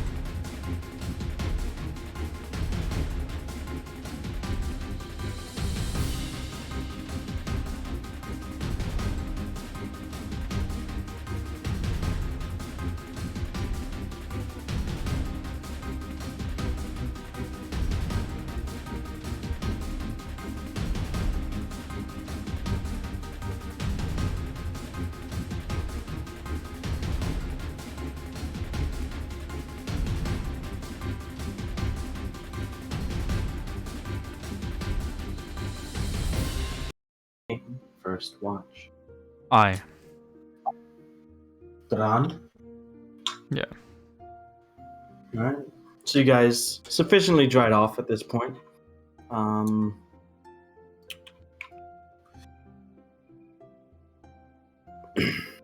Back in armor or nah, Durand? Oh yeah, for sure. Sure. A little bit of assistance from Elevorn. The armor is put on easily enough within a matter of a couple minutes. Neredian, Era, and Baljan set up their sleeping areas and begin to head to bed. Elevorn, you trancing now or later? You gonna stay up with Durand? No.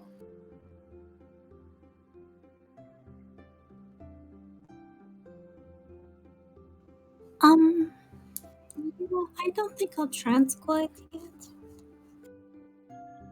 Alright. So, Durand and Elevorn, soon you find yourselves to be the only two members of the group that are still conscious. Everybody else is in their respective tents, getting some sleep.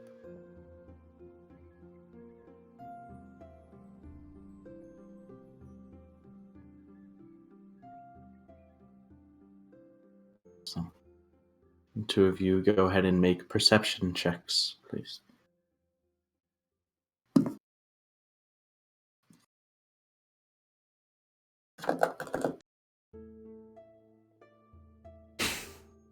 No fitting. It's a How 10. bad is it? 10? Yeah, take into consideration that I add 5 to that. Oh, wow. Sorry, Elevorn probably has like a 27 or something. Could I guide myself? Does that work for this? No, probably not. No, because it's over the course of an entire watch. It's not just one, you know. Yeah, this was 15. 15? Okay. So, the two of you stay up together and. Yes. Idle chat, maybe, but. Examining this new area around you, the. Is it, you know, neither of you are completely familiar with, but seems as the evening begins to turn to night, the sound of insects and nocturnal creatures, owls and the like, begin to become more prevalent over the sounds of the daytime dwelling animals, but nothing dangerous seems to approach, nothing that you guys can see anyway.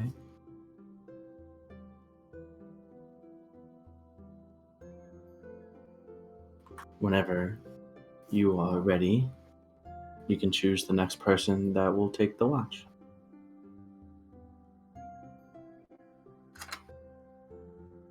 Whenever you're ready.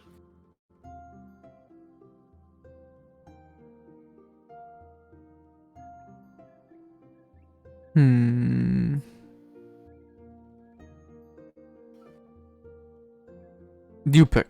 I could go a bit later. You know, You could what? I could stay up longer and you could get some rest, and then I could, I'll pick someone after. If you're staying up, I'm staying up. No, go to sleep. It's okay.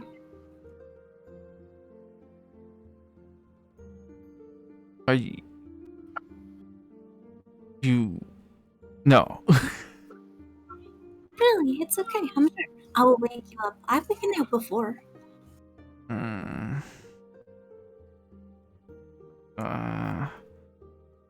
Okay. Alright.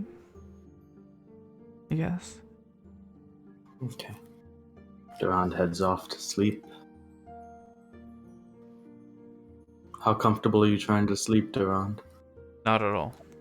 Not at all? Okay, so Might be difficult to get a long rest in armor. I have to be ready out here.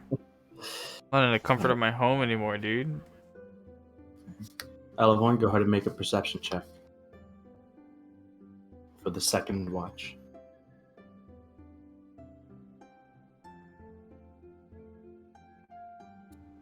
20. 20? Okay. Other than getting slightly jumpy at every hoot from the owls that you hear, nothing appears to be out of the ordinary. Everyone seems to be resting peacefully. The hours pass, and it is time for you to choose who will take the third and final watch.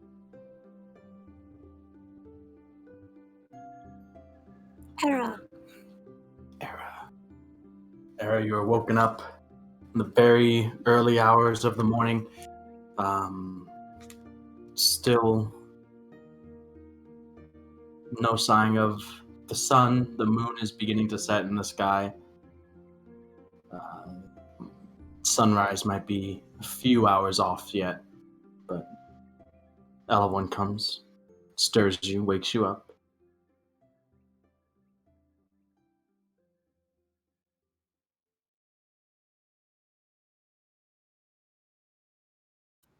Hey, are you okay? Is it my turn to watch? Yeah, but are you okay? Yeah, I mean, yeah, I'll do it. How did you get wet? Earlier, I mean. How receptive of you. I did not mean I did, but I wasn't thinking clearly. You didn't just want to go for a swim, too? No, there's no reason to. Why should I? Well, I mean, I did anyways, but It's great, isn't it? You know, the whole world around you, and then, like, when your head is slightly, like, your ears are underwater, it's just all, like, everything, the whole world is sort of muted. I was too preoccupied in wanting to get out. So I didn't really experience that. But I'll take your word for it. You should try swimming for fun sometime. It's, you know, nice.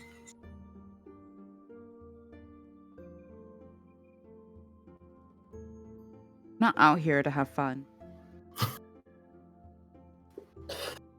You're not? Did I? I mean, I'm about to go on a watch, aren't I? Can't really have fun right now.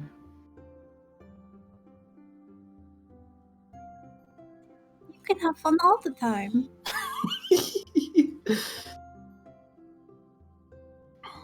That's not true. Most of the time. Okay, unless somebody's dead or dying, you can have fun. Okay. I mean, well, yes, but no. Maybe you can have fun like that, but You should try it. I feel like my type of fun is inappropriate, but Appropriate fun. Appropriate fun? What is that?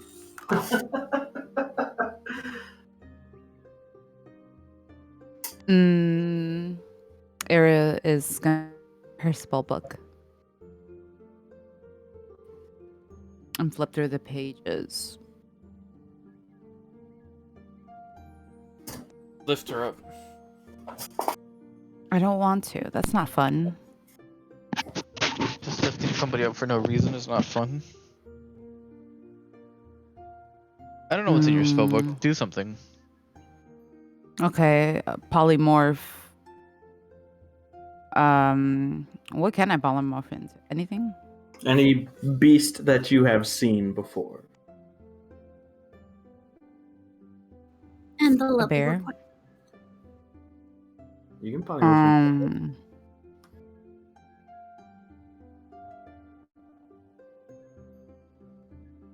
No, I'll be a bird. I want to be a bird. Okay. So you cast the polymorph spell. Go ahead and mark off those spell slots. Just as I hope you're marking off the fly and Bigby's hand and stuff.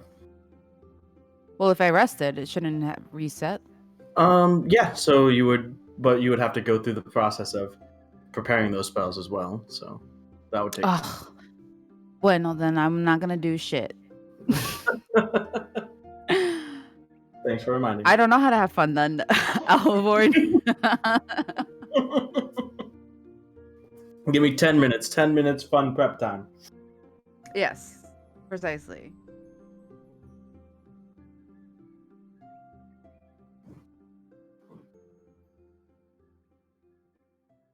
Probably get some spin up, no?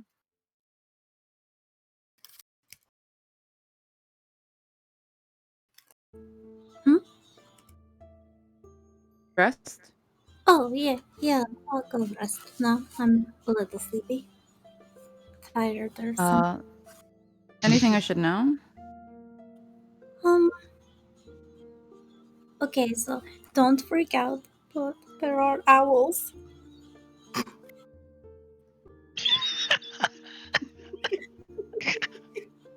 I'm like really quiet. I'm like, don't let them know that I told you, because they're owls, you know?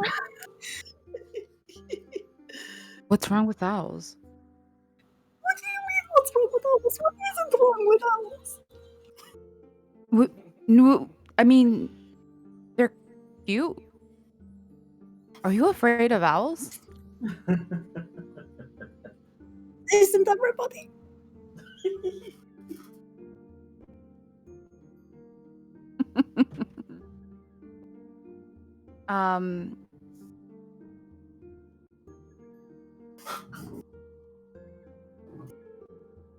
Just get some sleep, Elehorn. Okay, but be careful with the owls.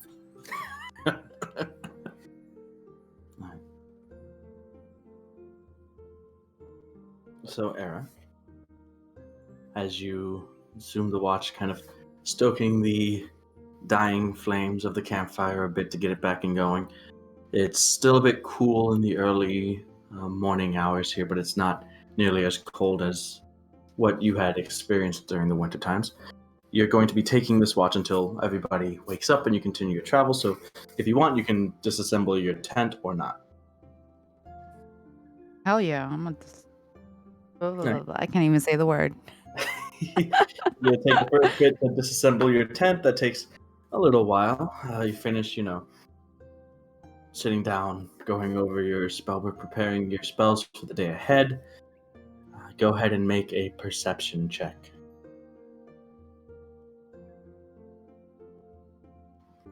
As the nocturnal animals and insects continue going about their business. A couple bugs fly near you, kind of just shoo them away absentmindedly. I rolled a 13. 13 or 15? 13. 13. Okay. So, an hour passes, an hour or two, nothing much. Later, as you can just begin to see the light of the sun on the eastern horizon, the bugs seem to be getting a bit more aggressive around you. They seem to be hungry for tiefling blood. What? I was like an actual immediate threat. What?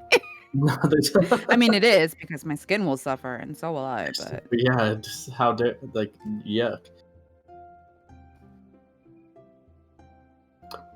Wait. I can combat this. I can swap them away with my mage hand, or as much as possible. Swatting them away with your mage hand and your own hand.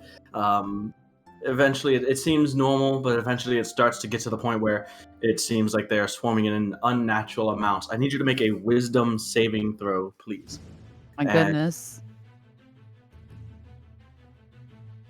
Everybody else, I need you to make Constitution saving throws, as you are also jolted awake by the stinging and biting of these insects that have made their way into your tent and sleeping areas, and you wake up to just a cloud of these bugs swarming around you. 26.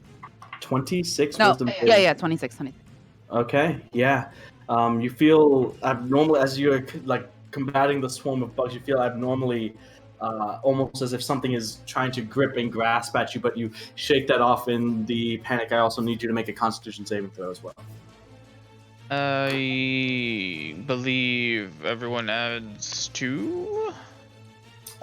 You're unconscious, so no. Oh, true. Never mind. Oh, even I don't get the 2 then. Okay, hold on.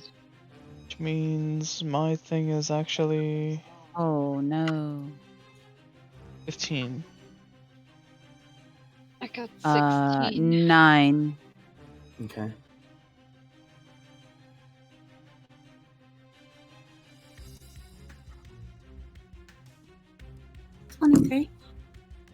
Okay, so everybody except for Era does save. Era, you take 20 points of piercing damage. Everybody else, you take 10 points of piercing damage from these swarming insects. I took 22?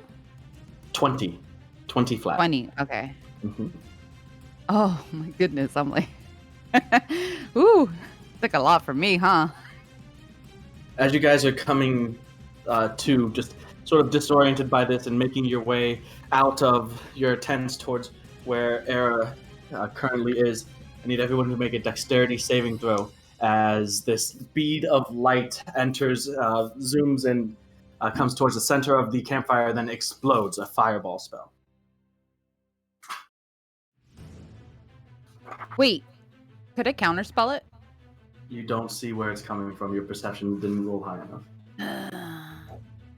Okay. And you guys your vision is currently obscured by this cloud of insects. May I... Go ahead.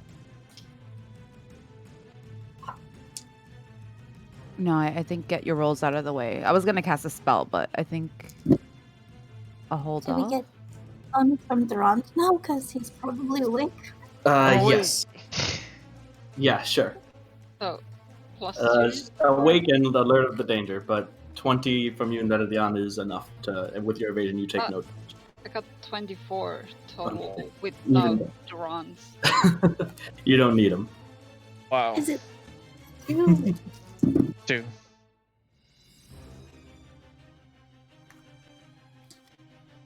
18 for me? Okay. 15. Okay. Era. Dexterity saving throw. And you get, what, +2 from Durand as well?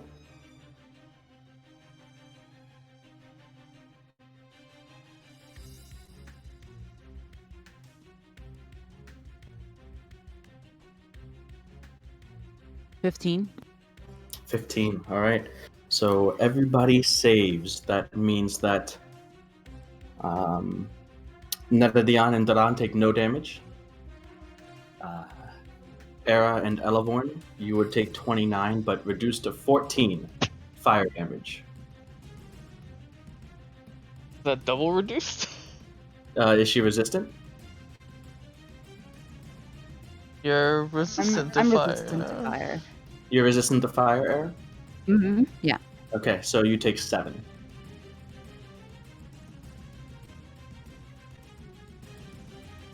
She knows the flames of hell.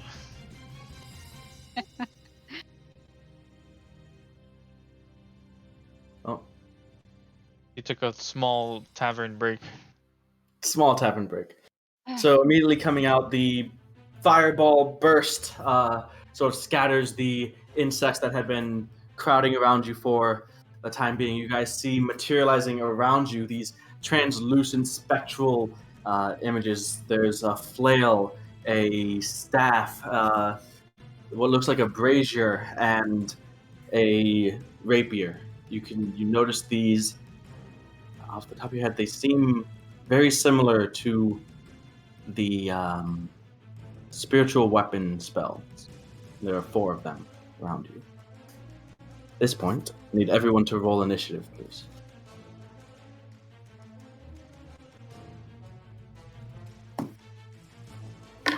Don't call them out quite yet.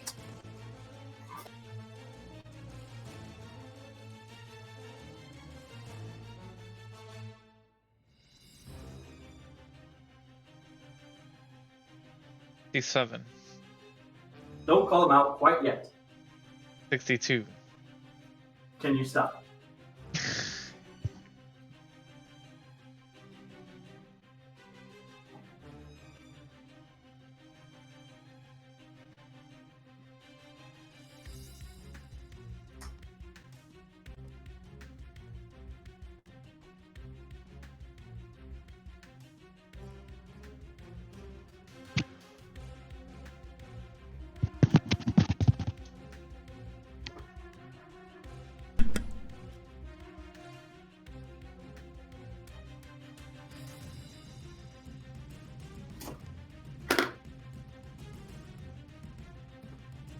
So, spiritual weapons are denoted by the D4s.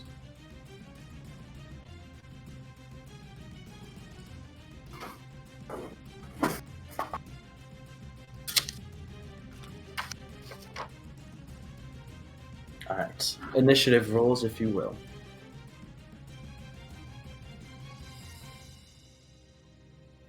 Five. Okay. 12. And 12? 11. So, okay.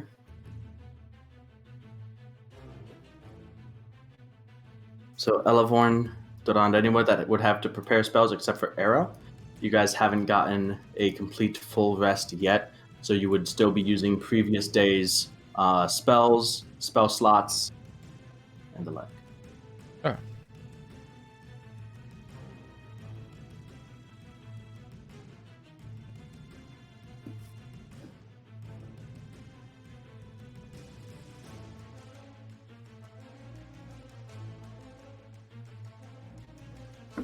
My initiative was 15.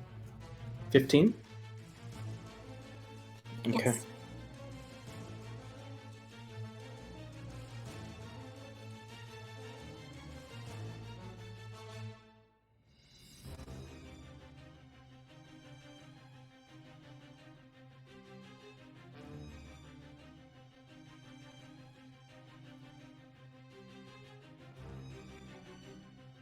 How do you always roll so low on initiative? You, Neri. I didn't always roll low. Okay. So, first up, you guys are still sort of in the aftermath of these surprise attacks. You don't really get a beat on initially who is attacking you. You don't see your assailants right now, but one of the spiritual weapons that is currently near Drand, one of the ones that looks sort of like a brazier, the flames from it are going to whip out and attack you. That is an 18 to hit. No. No. Deflected by the shield. Also, towards now Valjean, you see the streak of radiant energy head towards him, and with a 26 that does hit. Following it back with your eyes, you can see one of the attackers in the distance. That's the source of that bolt that has now hit Valjean. Luckily, Valjean does not have a need for armor, so he's ready to go.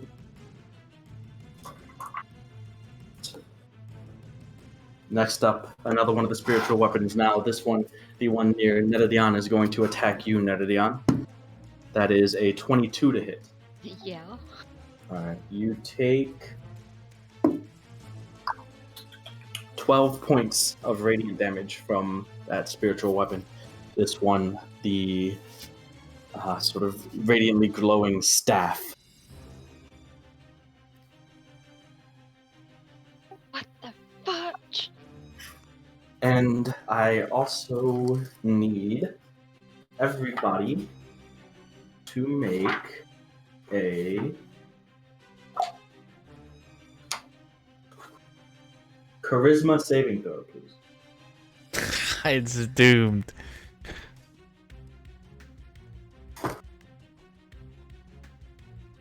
Wait, maybe it's not so doomed. No, it's definitely doomed. Natural 1. Oh dear. 14. Okay. 11. Okay. 19. Alright, the only one that saves is Elevorn. And hold on. Yep, natural 1 from Valjean. So the only one that saves is Elevorn. Hmm.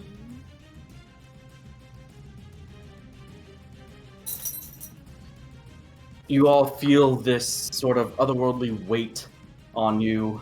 You have basically you're all affected by the Bane spell. So you have a D4 penalty to attack rolls and saving throws. It's D4. Keep track of that as well.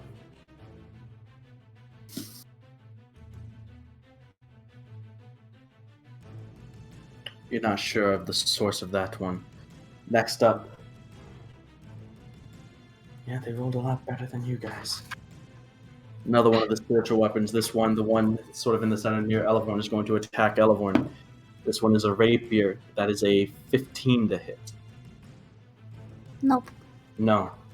Dodge out of the way as you're looking around. You see the one person, but you can tell that there are at least 4 such assailants around. You haven't gotten a beat on the others quite yet. Then,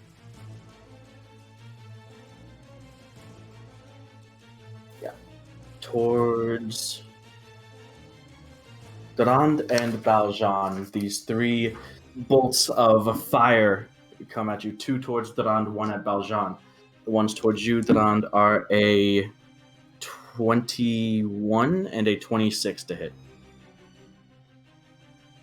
They both hit, yeah. Okay, and then the one against Valjean misses. As you trace that back, that I'm looking around, you can see a second source of these attacks. Over there.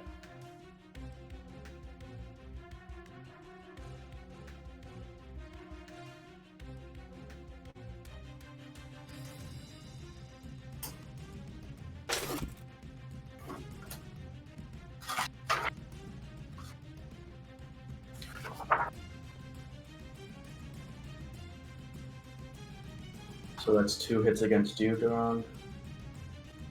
The damage dice. Okay. So you suffer 11 points of fire damage.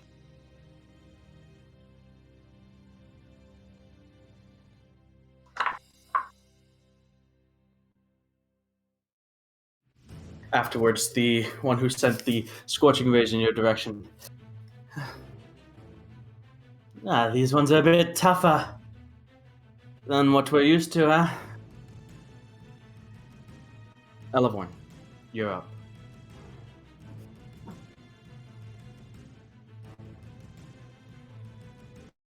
Wow. Okay.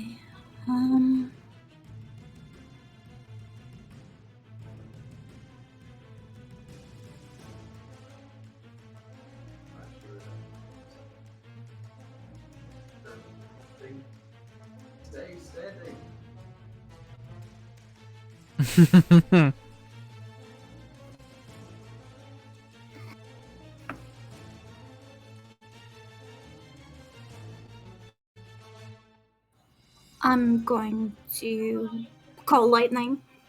Okay. I'm going to choose the point, be like, somewhere between the two people so I can call it down on the one with the cape. Okay, so you're going to call the storm in this area. The thunderstorm clouds begin to form. Lightning strikes down towards the one who had attacked Duen with the Scorching Ray. What is your spell save DC? I believe it's a dexterity saving throw, correct? That is a 14 for him. 15. Alright, so he fails.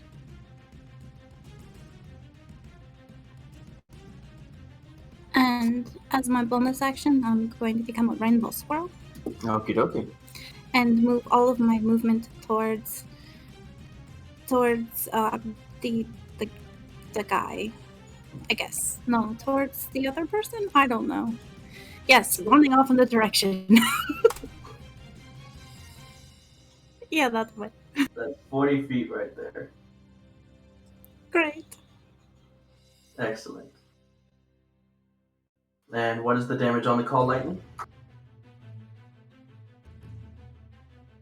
Oh, I forgot about that.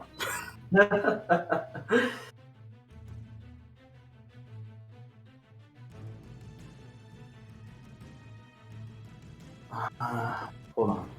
Sorry. Yeah, just give me the damage, but there's something else that needs to happen as well.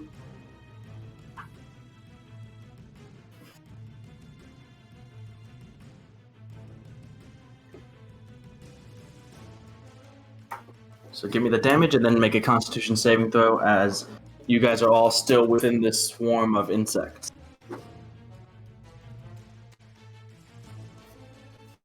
It's 18 points of damage. 18 points of damage. Okay.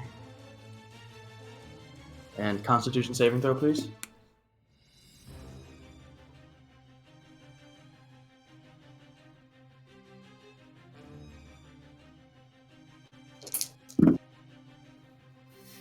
Oh, hang on. And this would be applied to your elf, because it was at the start of your turn. Oh, okay. So I don't use the squirrel stuff? Mm-hmm.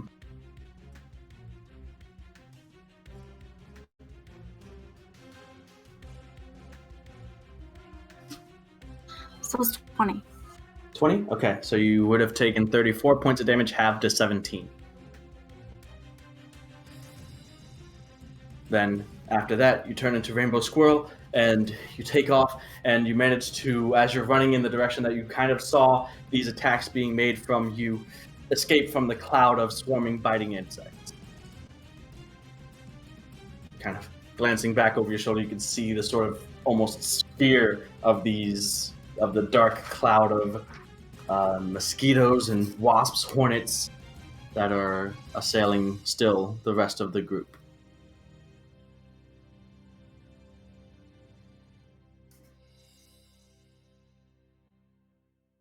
Okay, so I guess that's my turn. Okay. Duen, you're up next. At the start of your turn, please make a Constitution saving throw with the D4 penalty and whatever all the bonuses that you have. Okay. Alright. What's the D4 gonna do to this number? Almost even it out. But not quite. It's 18. 18, that's a success. You would have taken 20, you take 10. From the bugs that are still around you. Again, you saw two sources of the attacks, but based on the effect that's on you and the spiritual weapons that are still lashing out towards everybody that is around you, you can tell that there are at least 4, maybe more, but you're not sure where 2 of these individuals are. I will cast Aura of Vitality. Okay. And use it on Era. Alright. And then head out next to Elevorn. Alright. 35 feet of movement. You can see the silhouetted forms of the people around you that are currently batting away at the bugs. You pick out the one that is shaped like Era. You heal her for an amount. So you can get right up next to Elhorn with 35 feet. How much does Era heal? Oh, I choose that. Nice. Yeah. Okay. It is a 9. 9? Alright, Era, you heal 9 hit points. Beautiful. And it is your turn. So I'd like you to make a Constitution saving throw. You are no longer within 10 feet of Durand.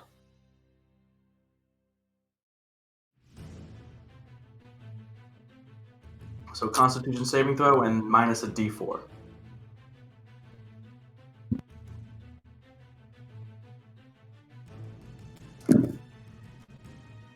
Four. 4. So you take 21 points of piercing damage from the insects.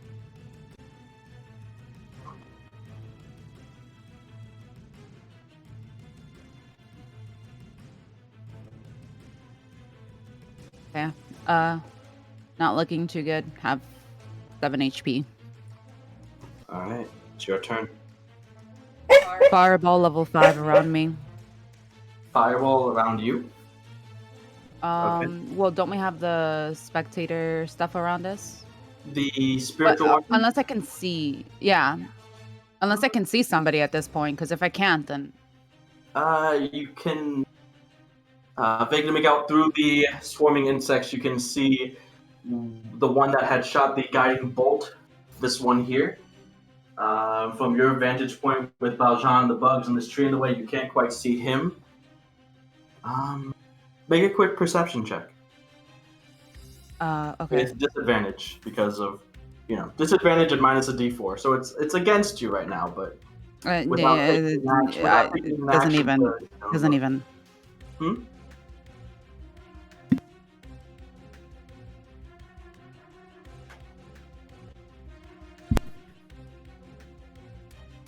I rolled like a 5, so it doesn't even matter. So no, you can only see this one here. You can also see there is sort of, it looks like an edge to where these insects are. You can possibly get out of the swarm if you move enough.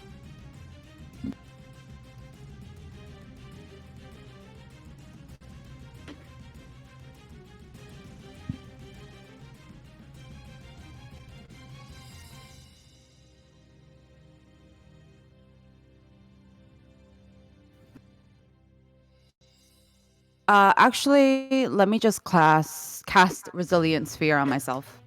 Okay, so immediately from the center of yourself, pushing back the swarms of insects as you cast the sphere, you find yourself encased in a nice protective bubble. The bugs you can still see swarming around it, but not able to get to you. I'm going to push, just aimlessly pass, toward, I guess, towards Durand, in that direction, I guess. Okay. So pushing the ball, half movement, 15. You just get to where you roll out of the edge of the barrier of where these insects are swarming, but still in your sphere. I'll end my turn. I can't do much. Okay. Next up, Nerdian. As you are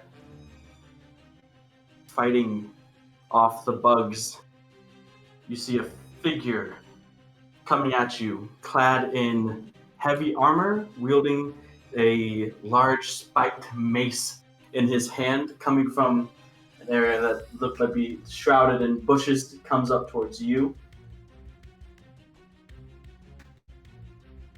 with the weapon raised and comes down in your direction.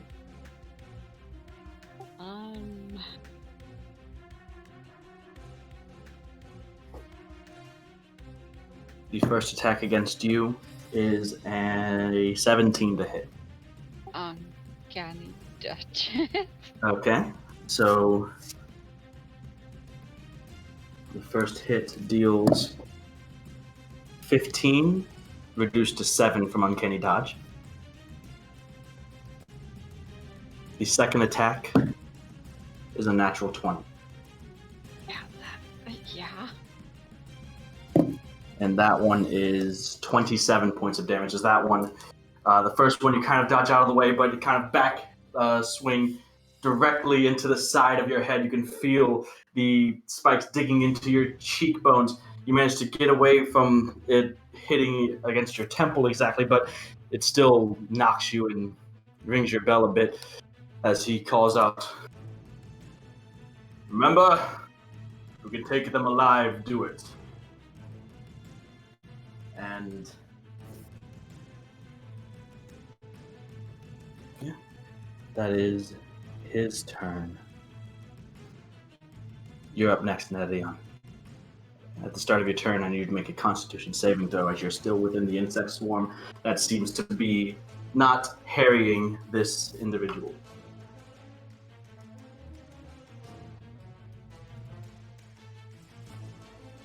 And it was with the minus D4.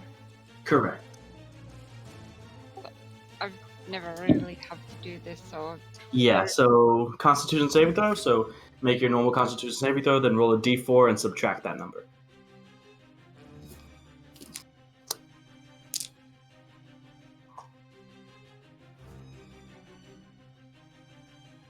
That would be 10. You take 15 points of piercing damage.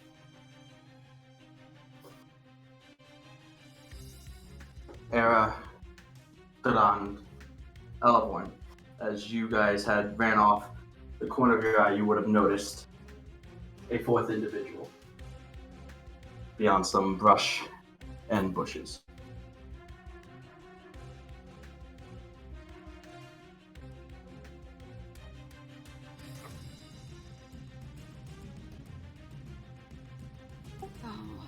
So, it's your turn, Nedidion.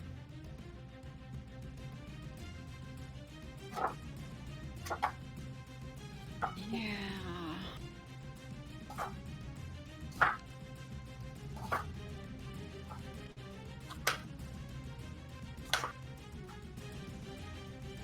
Well, I guess I'll try to stab the guy with incendiary edge and then maybe with Shadow Blade.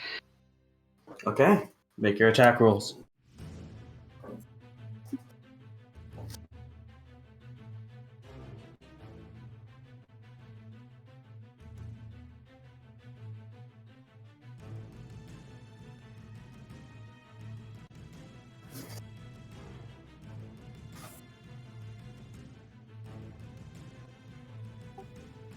$27. That definitely hits. That's for the incendiary edge, and Okay. I guess I'm gonna be a douchebag and use immolation. Okay, what does he have to do? After you successfully hit with a melee weapon attack, you can choose to force the target to make a DC 14 dexterity saving throw. And it takes 8d6 fire damage on a failed save, or half as much damage on a successful one.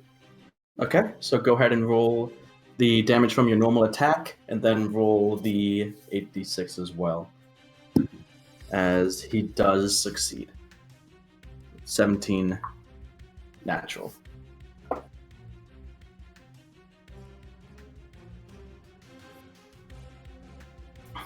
So as you manage to find purchase through his armor with incendiary edge and set him ablaze, you can see him kind of take a step back, almost surprised by Ugh! We're not dealing with normal ones here, are we? Very well. Where's the normal damage?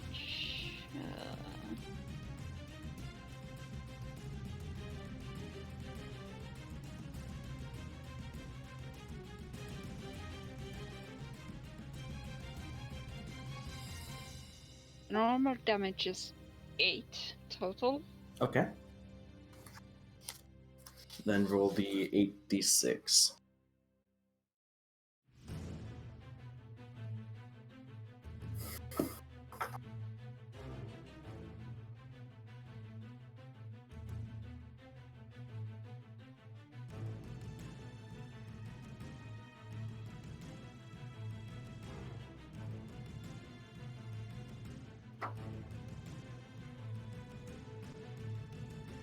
That's total of 39, So 19 halved.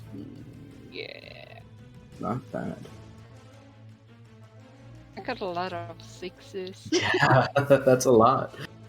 Alright. So you still have movement, if you wish, and a bonus action. I mean, that got hurt a lot. You're still within this swarming cloud of insects, but Yeah, that got hurt a lot, and I'm still in the fucking swarm, so I guess I would disengage and go towards, where the other ones are drawn, Elborn and Nera. Okay. 30 feet would get you there if you want to be as close as possible? Yeah. Alright. Next up is Baljan. Also starting within the insects. Constitution saving throw. He has a +8, so yeah, he's good.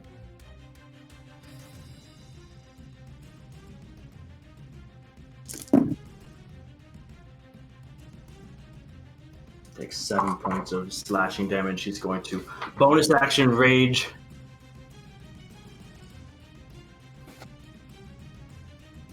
And he's also going to get out of the insect swarm and head in this direction.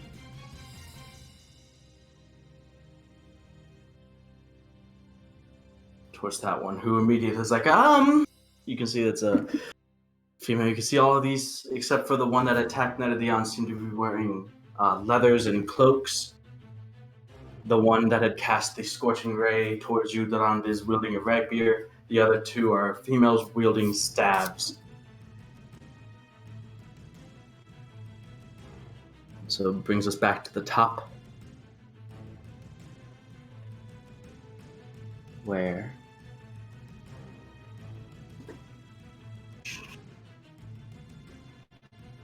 coming towards you, moving as one of the spiritual weapons, Netadion.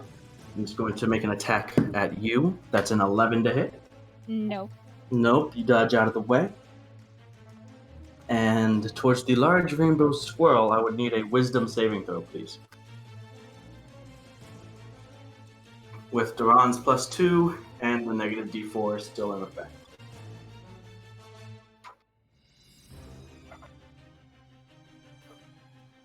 I don't have the negative D4, do I?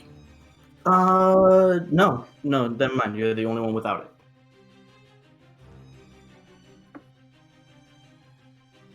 So just You said wisdom, so that's Wisdom. like my thing, right? Mhm. Oh, that's enough. Okay. Yeah. It's like a 24 with a +2. Yeah, you're good. You are good. And then they're going to head back away from trying to get out from under this thunder lightning cloud. The other one is going to see Valjean heading directly for her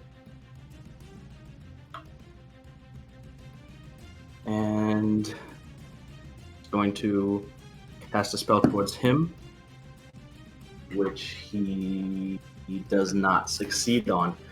You watch as she, like, sort of panically, reactively lash out a hand towards him, and Valjean seizes and locks up as he is currently paralyzed. At the same time, Durand, Netadian, Era, you are no longer under the effects of the Bane spell.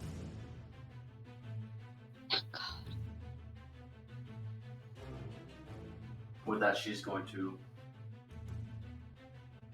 circle around as well, and bonus action move her spiritual weapon towards Era, and that weapon is going to attack you. That is a 16 to hit. Actually, you're in your sphere, so no. Yeah. Nothing. Can't move anything. Yeah. Sorry about that. Just kind of whacking at the spear and nothing takes effect. That brings us to this guy here with the rapier. Looks towards the rest of you. Seems like they want to make this easy for us, huh? He's going to cast a fireball towards the group of you there. I need everyone there to make a dexterity saving throw, with the exception of Era.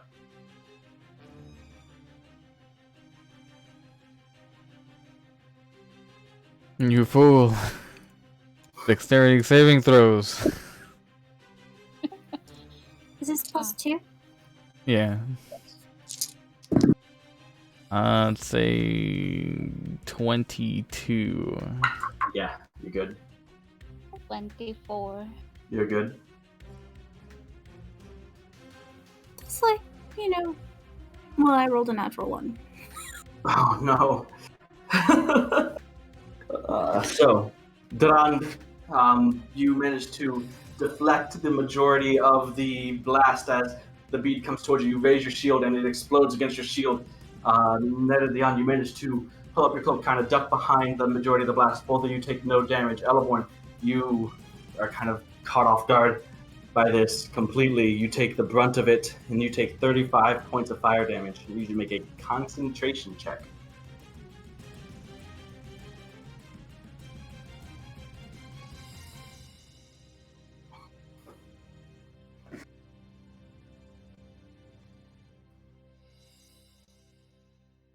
Let's see if he gets a little more. 17. For the whole taking the saving throw for somebody, do we want to do that before I know or after I know?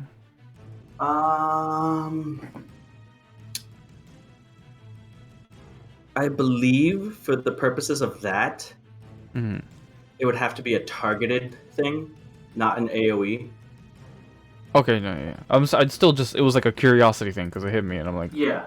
Do we want to do it before? Or like, so if, you wanted to try to take, like, the hold person that Valjean took, you could, but as far as a fireball, you can't, like, redirect an entire fireball towards you, No, okay, yeah, that's good to know, but I mean, before I know if it hits or not.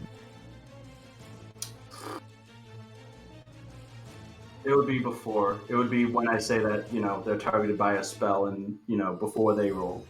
Okay. Good question.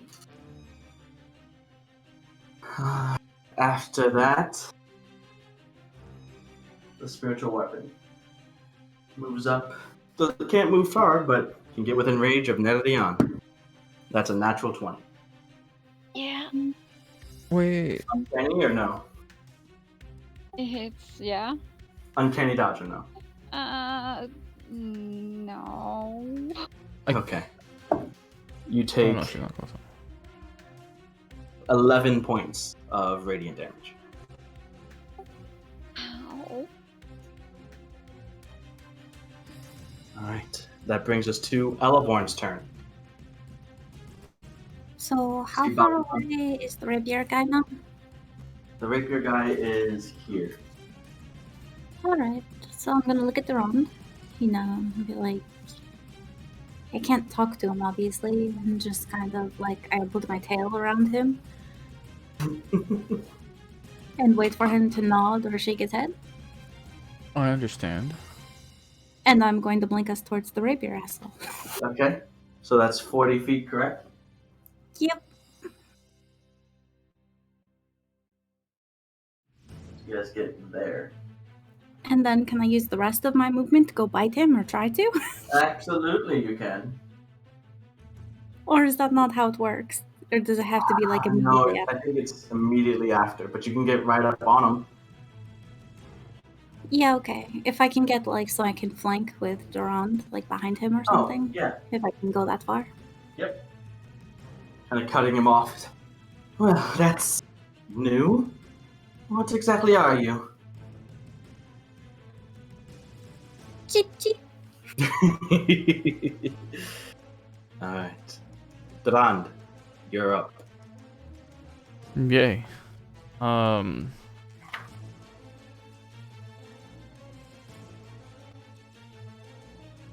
I will go up and hit this dude. Okay.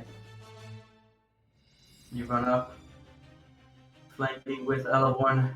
Would have advantage, but as you pull back to attack, he raises his hand as a reaction. There's this flash of light nearly blinding you in your face, so it would have given you disadvantage on the attack roll, but instead straight roll. Oh. Because flank. Cancel out. Nifty.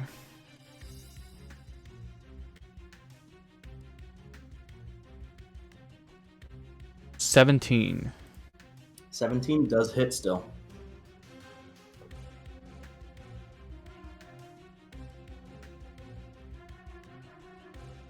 Oh my god. I heard. Okay. 24. 24. Okay. I guess I'll bonus action heal myself. Okay. But you can keep going. I'll do this myself. Era, it's your turn. 6-2. In your nice little bubble.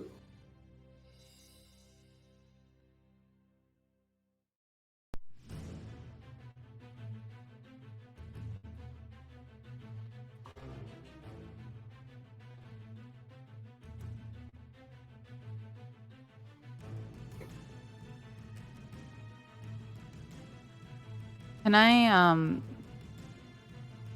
cast mage armor in my bubble? You can. You just I can't will. get yourself out of the bubble, but that's affecting only you, so yeah. Okay, I'll do that. Wait.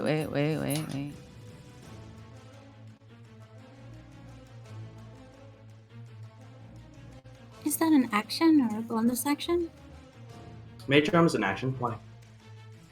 Because she probably also has potions. But she's perfectly safe right now. She's just, buffing up at the moment.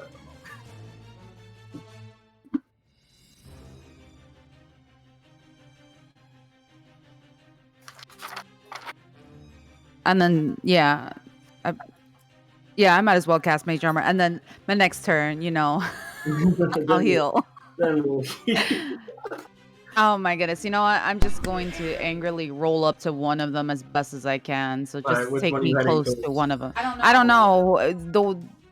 They're all inconveniences to me right now. Who's the closest one to me?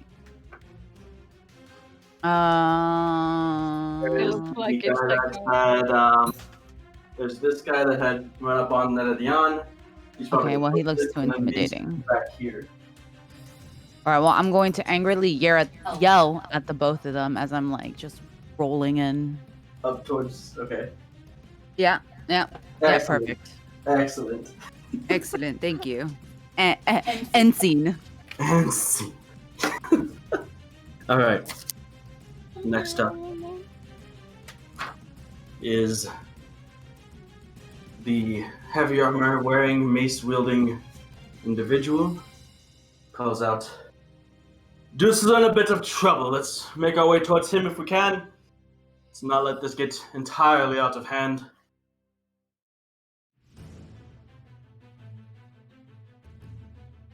Fuck. Ready feet, gets him there. Okay. So don't worry. Don't intend to kill you. And the first one is a 12 to hit. No. And the second one's a 14 to hit. No. So dodging out of the way. Didn't intend. Like, I believe you. That brings us to you, Netadian. Spiritual weapons all around you. This guy here. Shit. Why did you guys leave me?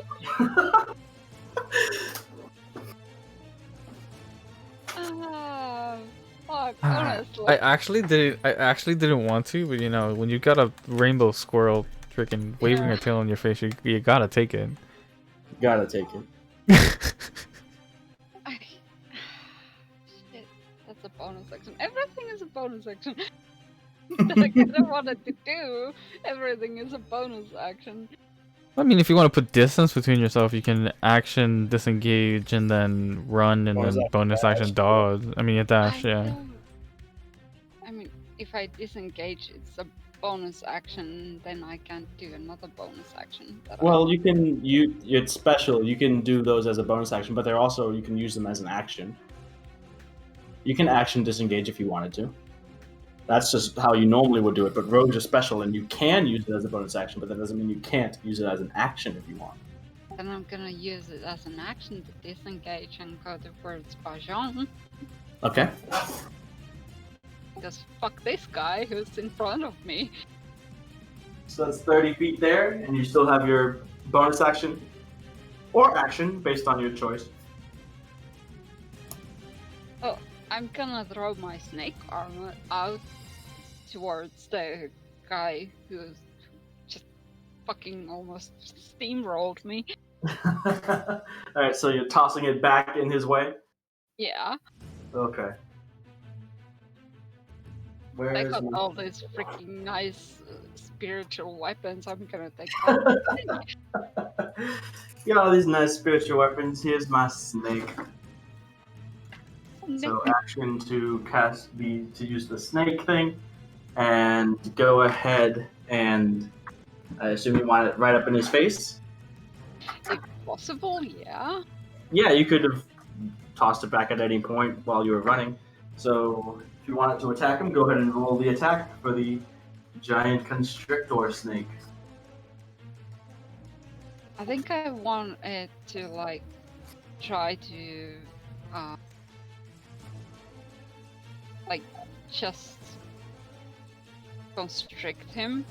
Sure. And not like fight or anything, just hold him. Alright.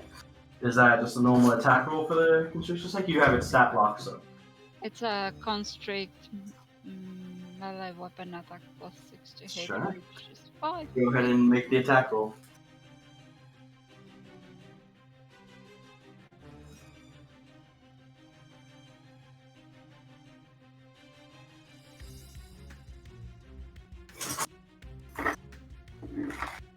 $18. 18 just hits, yeah. So he is constricted. Hit is like 2d8 plus 4 bludgeoning damage. Sure, The go for it. constrict. At the moment, we'll use the d6 as the snake. So go ahead and roll damage.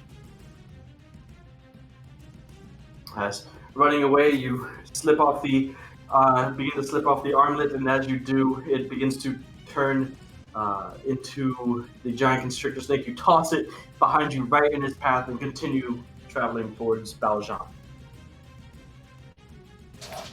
So that would be 13. 13 points of damage as he is wrapped up and constricted by the snake. Yeah, and the escape DC is 16. 16. Good to know. Next up is Valjean, who is currently paralyzed. End of his turn. Natural 1 is still paralyzed. God damn.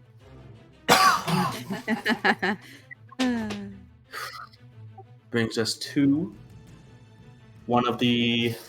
this one here, who is going to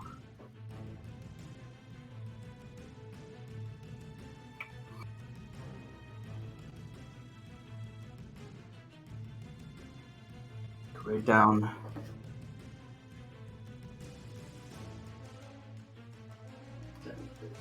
$20, but it can't exactly do anything to Era. And she is going to...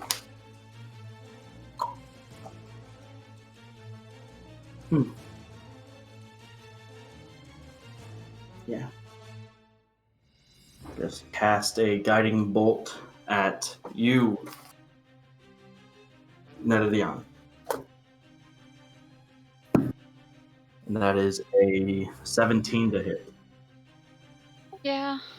Yes. Okay.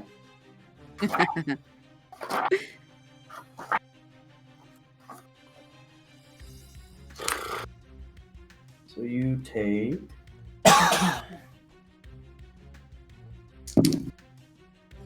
11 points of radiant damage.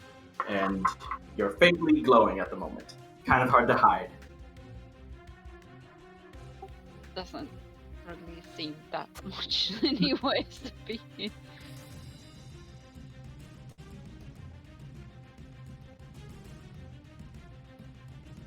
Okay, yeah. Alright. Ow, by the way. Indeed. Next up is the other female bandit person here. Where am I?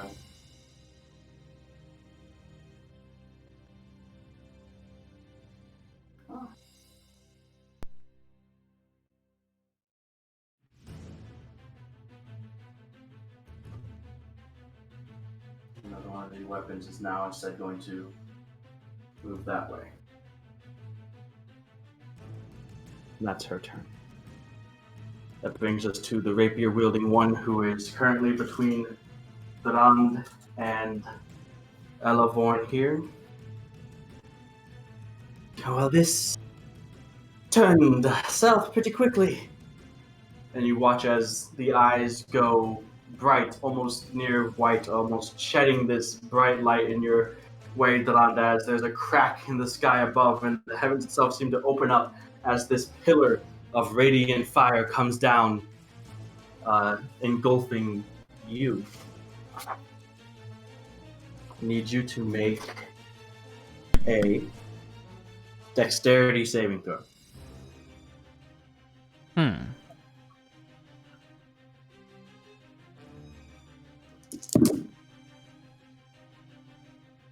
That is a 18. 18. That is a success. You take no damage. Oh, shit.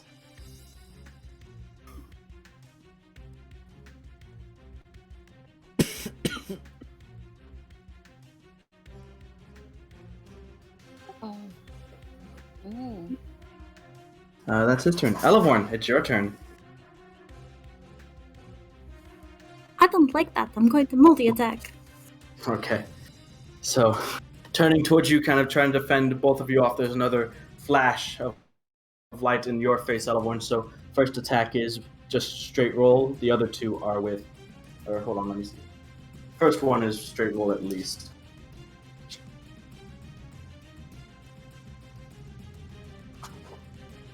So the bite was a 3 to hit.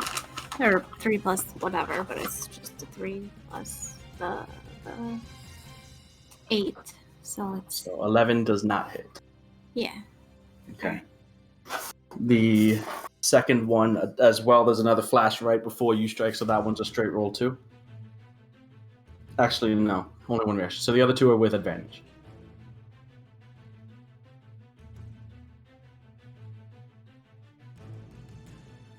One of the claws is a 24 then? Oh, yeah.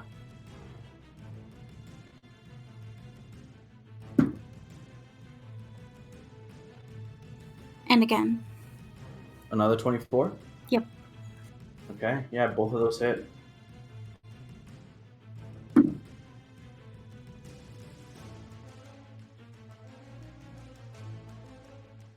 Oh my god, I forgot about the mask. I mean, whatever. It hasn't made that much of a difference. Anyway, it seems. And it doesn't affect dexterity. It would have saved me for that Bane, I think, is all. That's the only thing. It doesn't matter. Oh, I won't forget. Next time. There's a lot of stuff that I give you. So it's 22 points from just the claw attacks, and then for the claws. He saved one, failed another. So he saved on one, failed on the second. So what's that? At the start of his turn, he takes a d6? Yeah. Okay. He's looking pretty bad.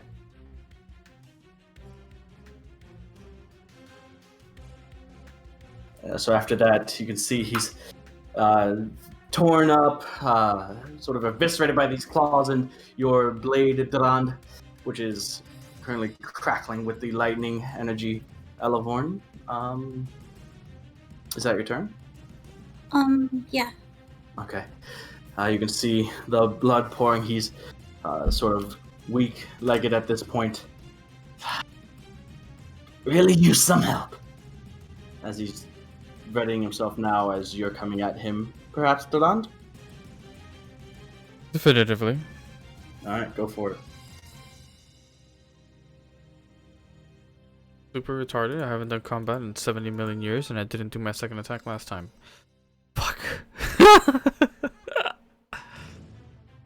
Oh my god, I'm a big pile of rust. The 22 to hit. Yeah.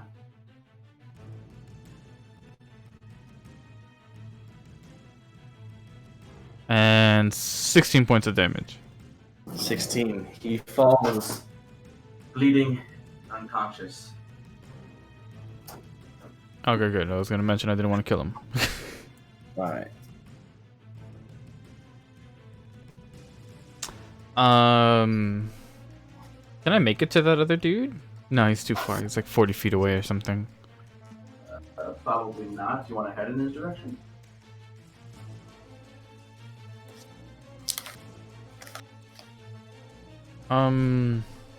Yeah, I'll heal myself too. Okay, go for it. And that's it for me. 35 feet right there. You're about 10, 15 feet away from him. 3, 7. Nice. Okay. So is that your turn? Yep.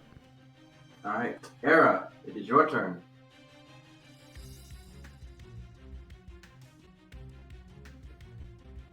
Yes. May I have one exquisite potion thing? You may.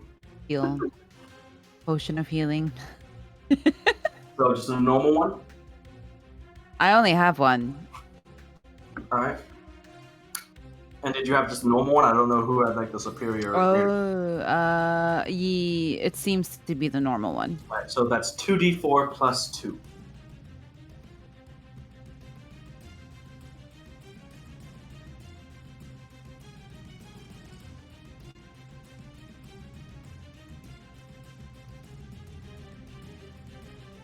Nine.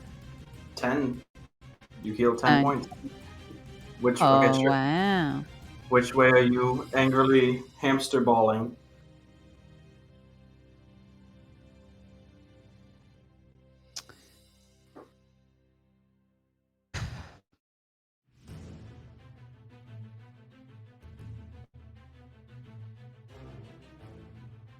We got Neri near me, and we got Basque. Right? Basque. Bajan. Sorry. Basque is nowhere around. Yeah. I see Durand. I don't see Ella. Elevorn is where are you? Oh. Okay, I see. Quite far.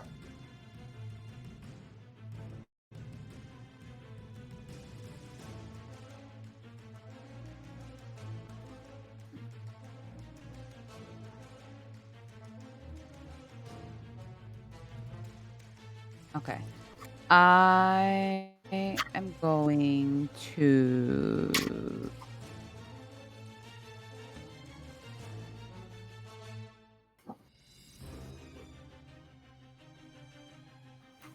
I have a weird question. I know it's not my turn, but it's about your ball thing. Like, if she's in the way of somebody trying to cast a spell, does that, like, affect it at all? Because, I mean, obviously you can't.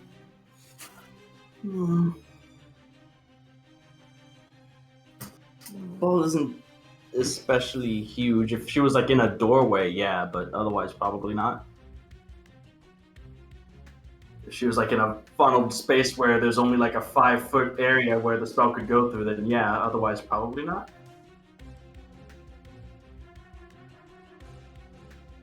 Might be more impactful for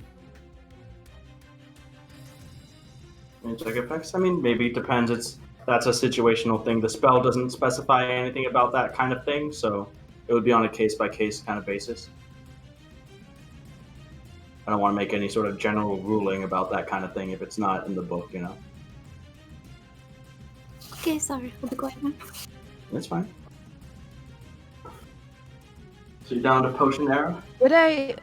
Yes. Would I be able to... I didn't think of this until now, but would I be able to polymorph into a T-Rex? Not as a bonus action, but or is that not as a what? Not as a bonus action, obviously, but you could. Yeah, you've seen a T-Rex before. You've been one before. Ah, excellent! It just occurred to me. Okay, cool. Yeah, let me do that. Instead of taking a potion. Yeah. All right. So undo those hit points. Got it. Easy fix. The resilient sphere is gone. Yes. In its yes, place is a T-Rex. Okay, excellent. Beautiful. Love to see it. Okay. Can I attack? Well, you're not within range. Attack the tree. Attack beyond. No, please. No. Not yet. Not yet. Oh wait. Oh wait. Whoa. I see with the maces. No. Right there. Why is it? Yeah. Can't I hit someone? Hit him with my tail? Not from where you are. You'd have to move. Oh my god. You're like 20 feet away from me. No. Yeah, that's a lot to me. Okay. Yeah. You have like 40 feet. Let me move. Let me hit him. If you Oh yes. yourself, you can multi-attack both of those targets. Oh, I didn't see the one to the right. You could. Yeah. That would also be going back within the insect swarm, though. But you're a T-Rex. But that's your call. The T-Rexes are bugs are always around them. They're used to it. Yes. Hype me up. Okay. I like this. Okay. Position me, please. All right. So entering the insect swarm, make a Constitution saving throw. Ah, beautiful.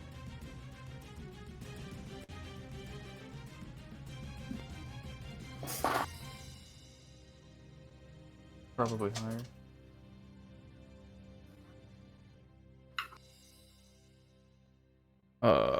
T-Rex. The T-Rex Constitution, obviously, yeah. I hope you'd have the T-Rex stat. You polymorphed yourself into it. You might not need it. Okay.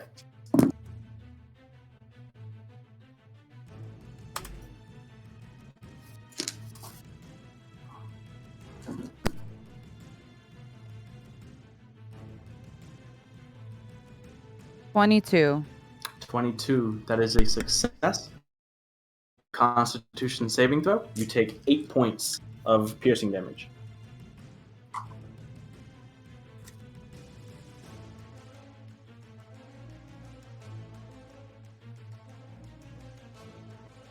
My mic fell. My headset fell off. Sorry. So you take 8 points, and I need you to make another Constitution saving throw. Oh, okay. Oh my goodness. 23. 23, you're fine. You maintain concentration on polymorph. Beautiful. Excellent. Alright, so now you can go ahead and make your attacks. And that long guy is restrained by the giant neck? Yes.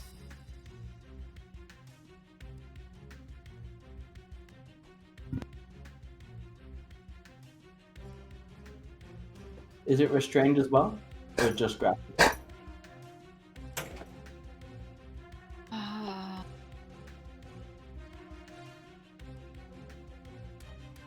Grappled.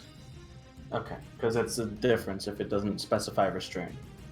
Yeah, well, it says that the target is grappled, escape DC 16. Until this grapple ends, the creature is restrained. Okay, so restrained is different. So you're going to make it one attack. Whichever attack you make against the restrained guy with the mace is at advantage. So whether that be your bite or tail is up to you. I'm gonna still bite him. All right, go ahead and make that attack roll with advantage. My neck.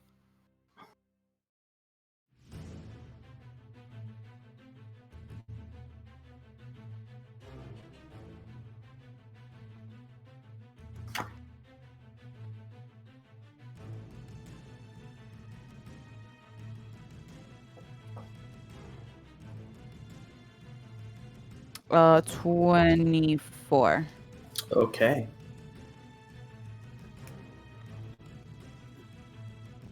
Ouch. Somehow you managed to bite him and not the snake, sure.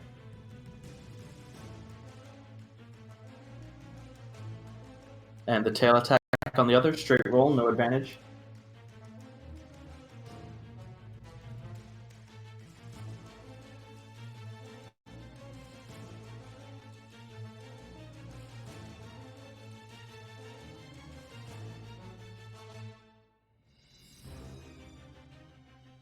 Uh,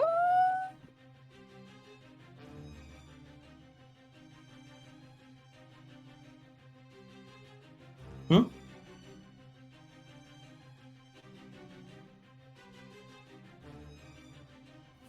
You can multi-attack, so you can bite him and tail swipe the other person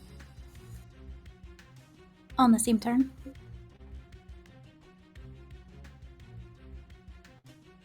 Actually, no.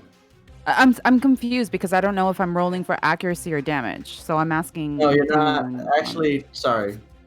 You're not rolling for anything. You already used your action to turn to polymorph.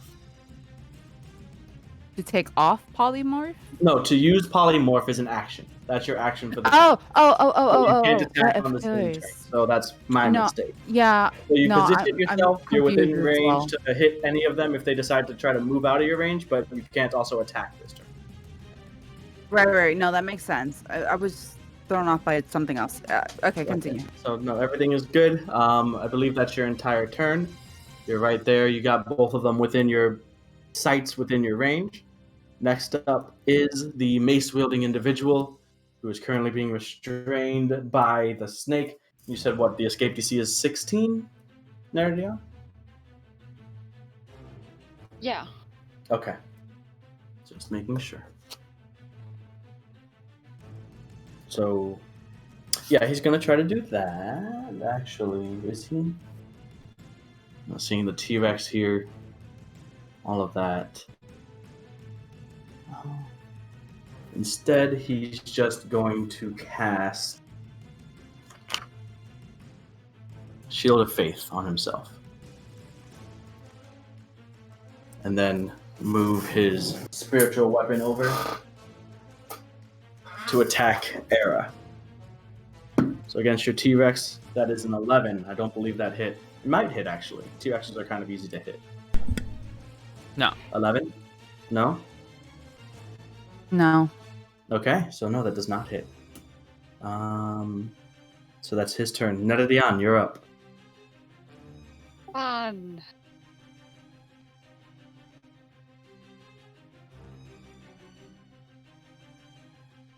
There's that guy, and there's those guys, and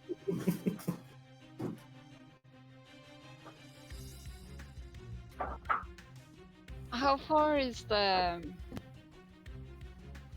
guy that's like If I'm looking at the cam, it's on my left, the common, or... So, this one? Or who? Are you talking about this one here? Yeah, that one. Okay, that'll be... You can get there with 30 feet. About 30, 35 feet away from you. Yeah, let's run up to her. Okay.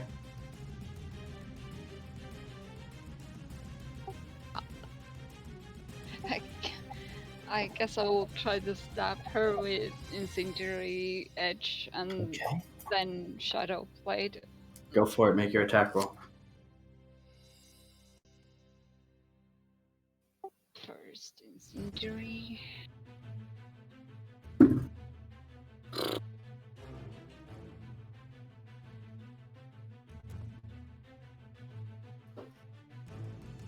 $29. That hits? Yeah. That hits a lot. It hits a lot. I love these dice. I mean, it's not gonna be super much damage, but it's something.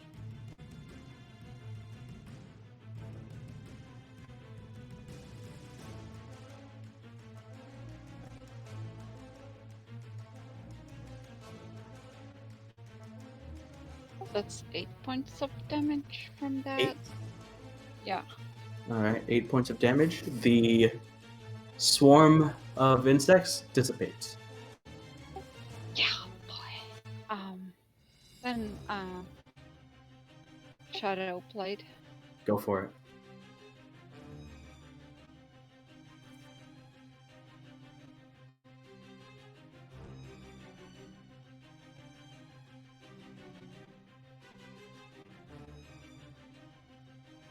Unnatural 20. That will hit as well.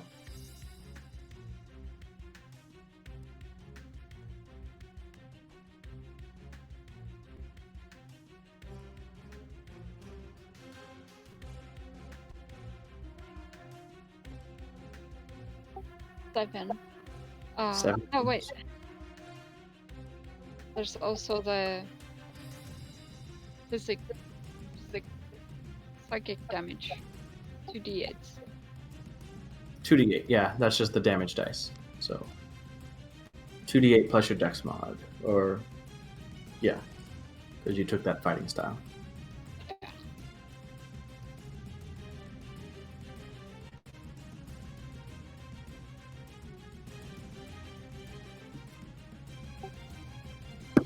So if it's 2d8 plus my dex mod, it will be 20. 20 points of damage. Nice. So she's all right. Definitely opened up some wounds. Is that your turn? Yeah. All right, next up is Valjean. Currently paralyzed. End of his turn comes around, and he managed to break out of the paralysis, but that's all he can do in this turn. Next up is the one that you had been attacking just now, Netadion. And she is going to cast a spell. Imagine that. Mm.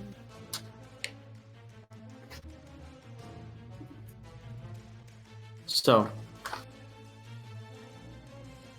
she is going to cast a spell, and sort of out in front of the two of you, you're going to see this large, looks like image of a warrior made of flame burst from the ground, about 20 feet tall, holding a sword and shield. Fetch. We'll say that's about right here. And she's going to begin running. Can I try to... I mean... Yeah, you can attack her as she runs away.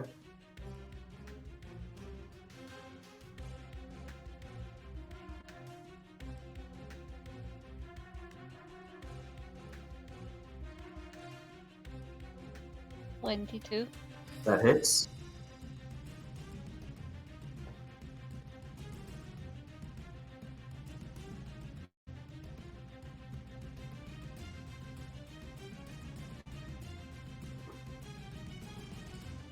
9. 9 points of damage. Yeah. Alright. So she begins to run. You lash out, take a slash at her, open up another wound. As she gets maybe about 15 feet away, she turns, and between you and her is this large, sort of flame-wreathed warrior that is just sort of standing stoic at the moment.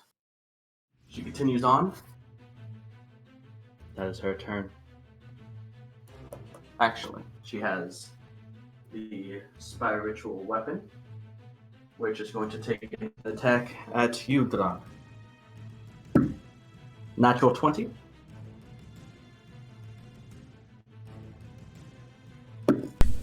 Those might hit.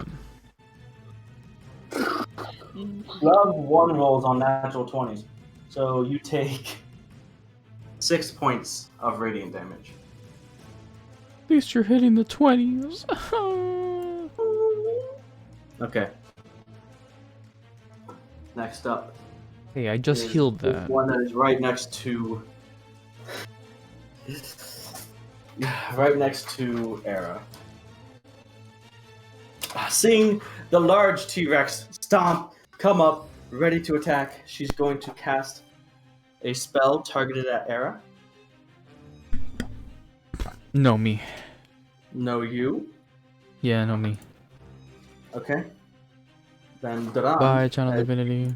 See this spell and use your Channel Divinity to then redirect it. As you can see her reach out and attempt to touch it. The essence, the magic of the spell, you can feel its effects attempting to affect you. And I need you to make a Charisma saving throw. Oh my god. Oh my god. Okay. No. This is winnable. This is doable. Is it a... It's not a ranged spell attack, is it? No. No, I just have to freaking make a charisma saving throw. Yeah.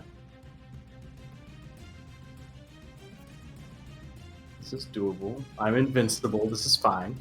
Dude, the mask, please.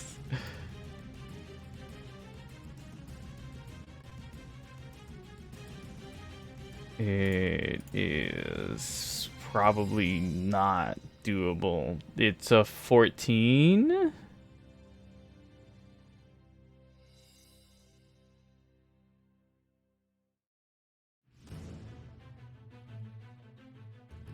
Wait, is it? Wait, do you hear me? I can hear you. It's a 14? 14. Dran, you take the spell, and you take its effects. You blink. And you're no longer where you were. Oh, shit. Dran vanishes. Crap. No. Huh.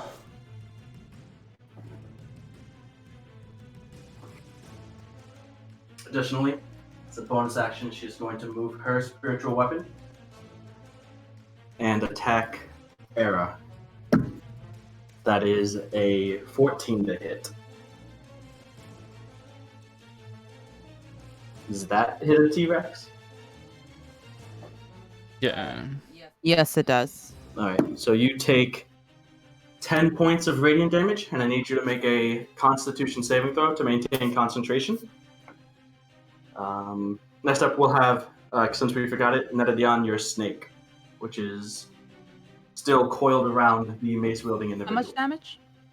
10. Okay. From your massive T-Rex health pool. Yeah.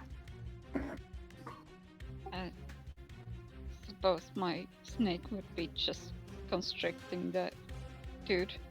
Okay, so is that another attack roll, right? I guess so. 2d8's okay. Well, make the attack roll to see if it hits. Yeah. Oh yeah. Yeah.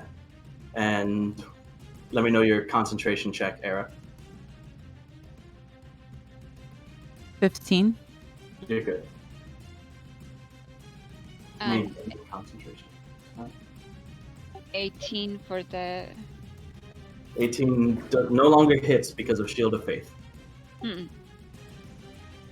So while it is squeezing at him, it's not enough to necessarily hurt him. But he's still He is restrained. still restrained because he didn't try to escape it. No. Yeah, that's fine. Yeah, as long as he's restrained, at least. Okay. So next up is Elevorn.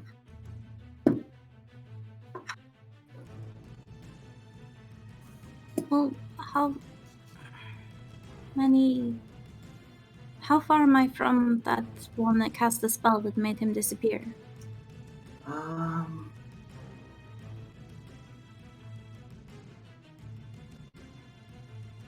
This is somewhere between 70 and 80 feet. So if I move 40 feet towards it and then blink the rest of the way? You could do that. Okay, I want to do that. Did your blink recharge? Yes. Okay, then you can. I mean, it's had 3 turns to do it.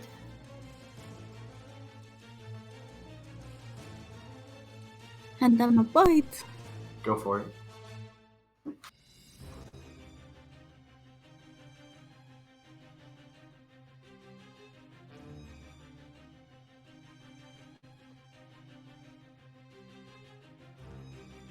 So 23 to hit. Oh, yeah, that hits.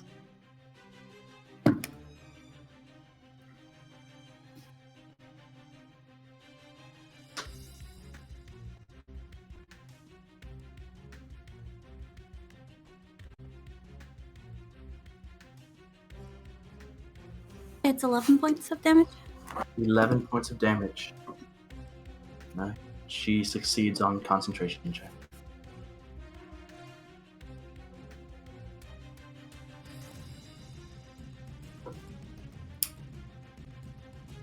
That's your turn, I believe? Yeah. Hey, Duran, last thing you remember, you saw a spell begin to target the T-Rex form of Era. You redirected that spell using the Channel Divinity empowered Bahamut to protect your allies. You took that spell, the brunt of that force's spell, but you weren't able to resist its effect. And now you find yourself standing in a massive hallway at the intersection of what looks like a 4-way intersection, hallways going in every direction around you. You can't see to their ends. There don't seem to be any doors, just dimly lit halls in every direction.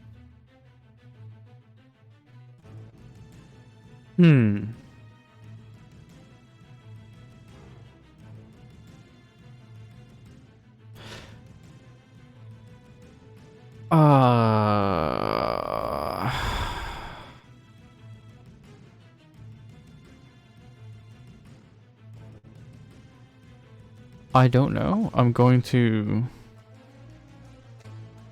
What's that move called? Evade or something?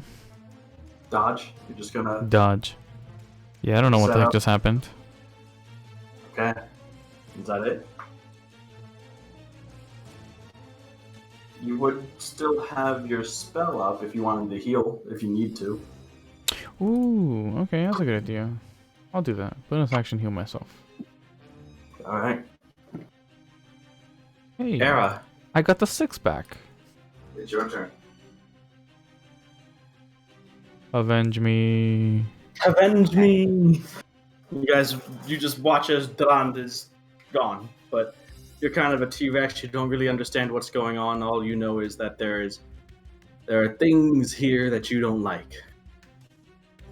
Now I would like to bite and whip him. Okay. Which one are you biting? The mace-wielding one or the female with the staff? The female. Go for it.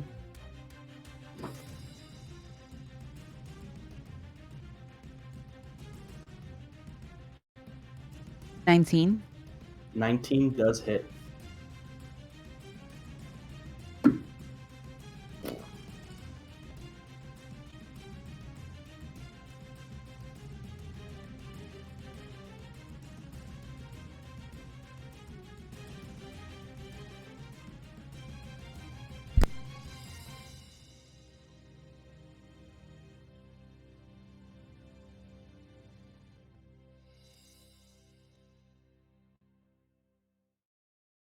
Damage is 28.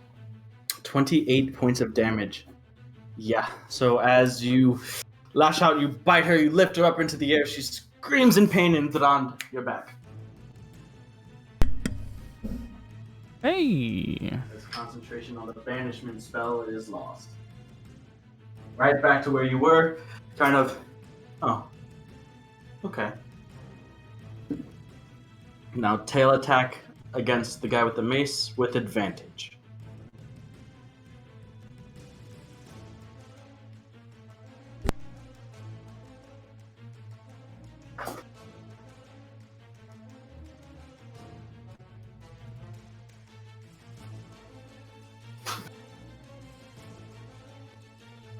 Natural 20. Yeah. Natural 20 will hit, yeah.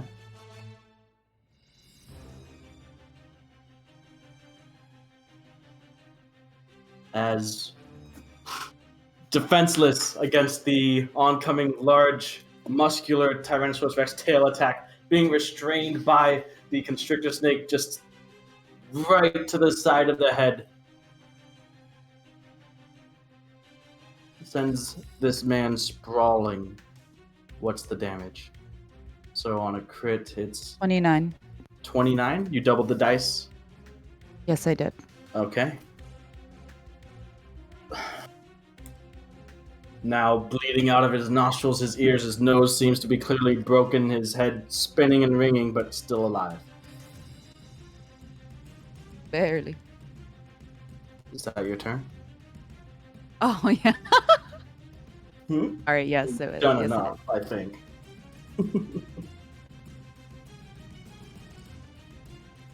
Okay. So, guy still restrained by the constrictor snake is going to... Actually, he needs to make concentration check. Natural 20, he maintains Shield of Faith. He is going to Cure Wounds himself.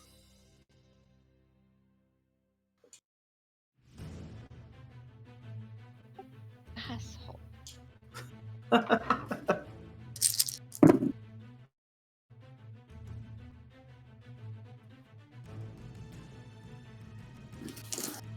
Alright, so he restores some amount of hit points. And his spiritual weapon is also going to attack you, Era. And that is a 17 to hit. Yeah, it hits. Alright, go ahead and make a concentration check. So Constitution saving throw. Not quite within range of Durand to get a bonus to that. As you take a whopping 5 points of radiant damage.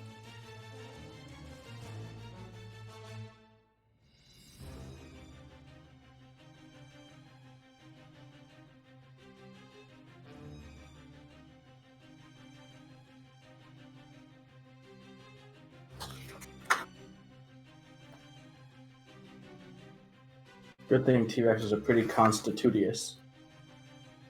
Can you guys hear me? Now I can. 18. Yeah, you're good. So, Netadian, it's your turn. Fun times. Oh.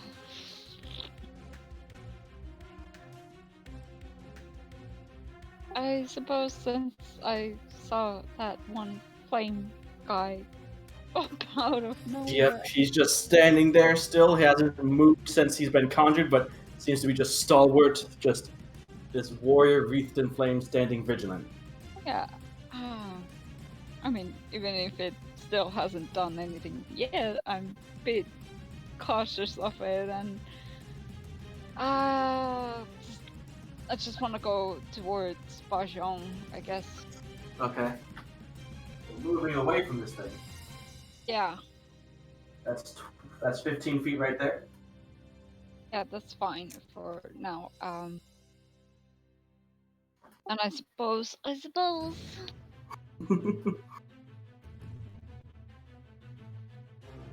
I will use second wind to heal myself a little bit. Very good. Healer, fighter stuff. So that's a D10 plus your fighter level, I believe? Yeah. So my fighter level is 2, so that would be like... D10 plus 2. And that's your bonus action? Yeah, that's my bonus action. Alright. After that, you still have 15 feet and an action.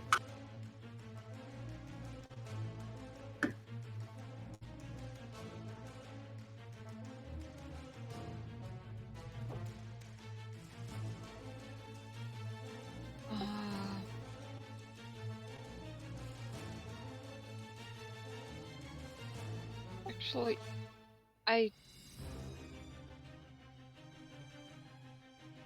What's up?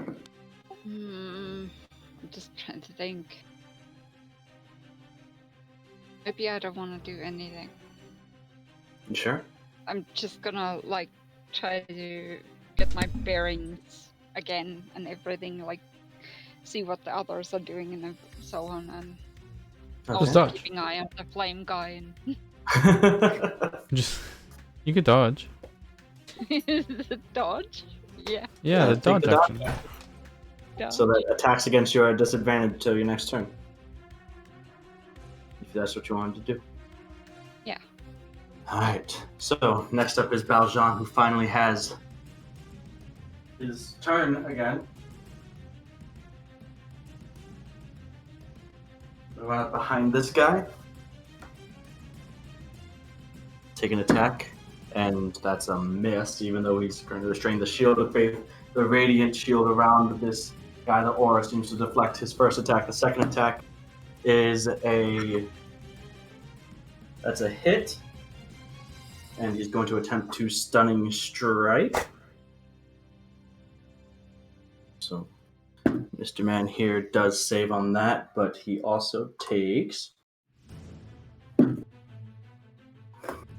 damage from Valjean's attack.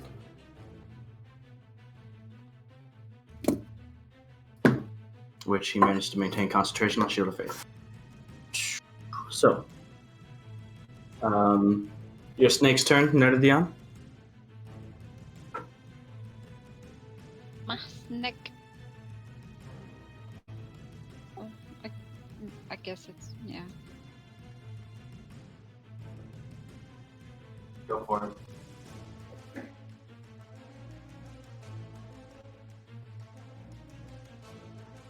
$17? I don't think that hits. That does not hit, no. So next up is the female over here. 30 feet is that. And she's going to cast Healing Word on the downed individual, bringing him back to consciousness. Of course. Fuck.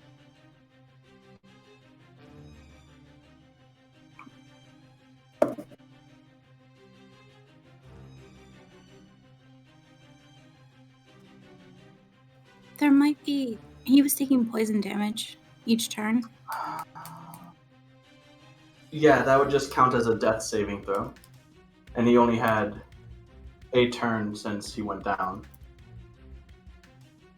Because you went right after him, and so it came back to his turn, and then we're just now getting back to his second turn. So I've been counting for the damage. It wasn't enough to kill him based on his death saving throws. It might be enough to bring him right back down at the start of his turn, though, but we'll see.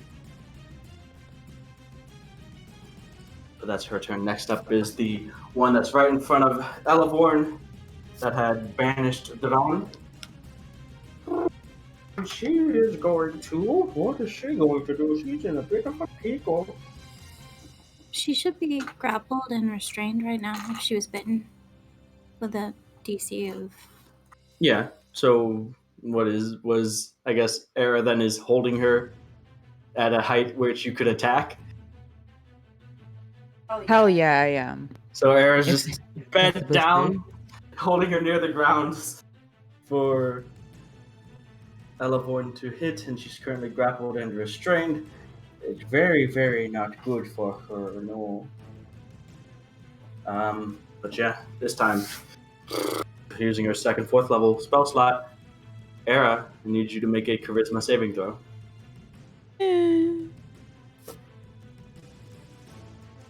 As she's being held within, raises a hand, touches it to your massive T-Rex jaws,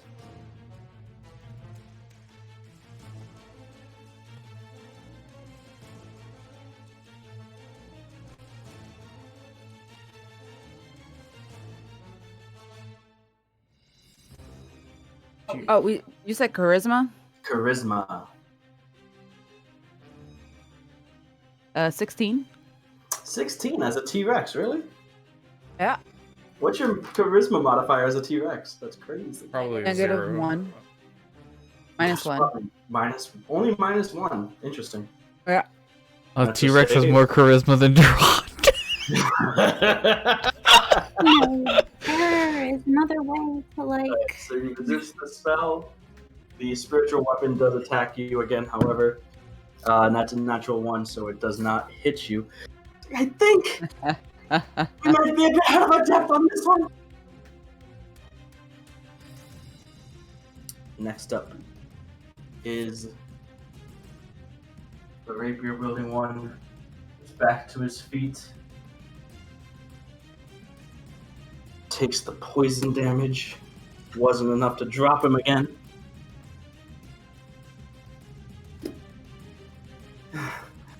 Alright. Winston, what's the play here?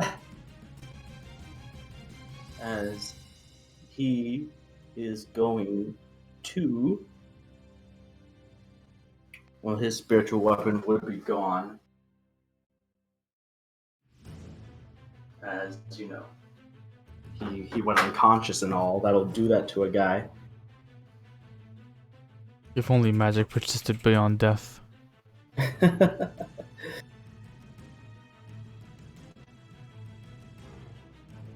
And the one who he was calling out to, the mace wielding one, it seems. Ugh! Get out of here if you can. Hold them back. Yeah. Okay. Lynette, let's go. And he's going to cast a wall of fire that cuts you off from basically going across the tree line here, right behind Duen. And after that, you lose visual on him at least.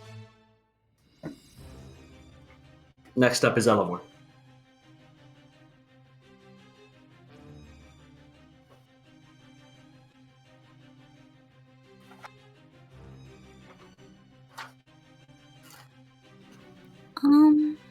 I would like to.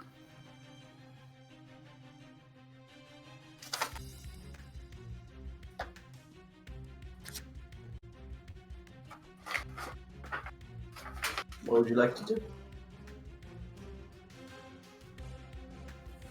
Can I walk up to the wall of fire, and then if I teleport through it, do I still take damage, or could I go around the tree?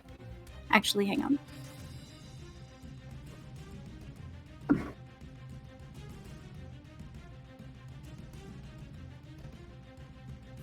Okay, so it does recharge. But, yeah.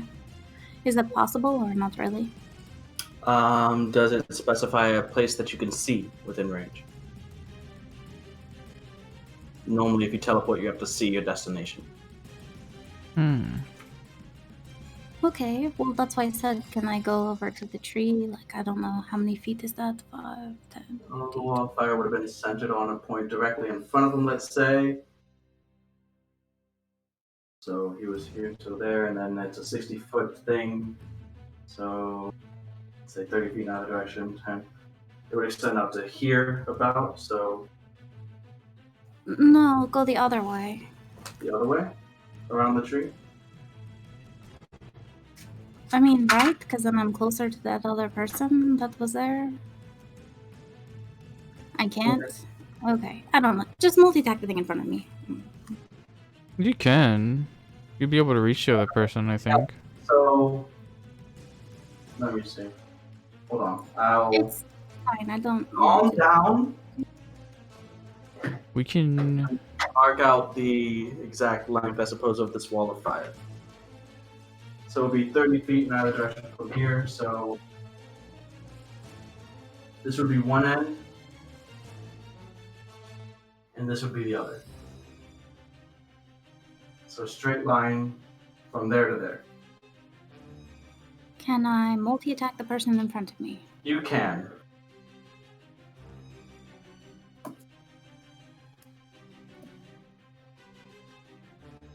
Do so with advantage because Era is currently holding her in her jaws.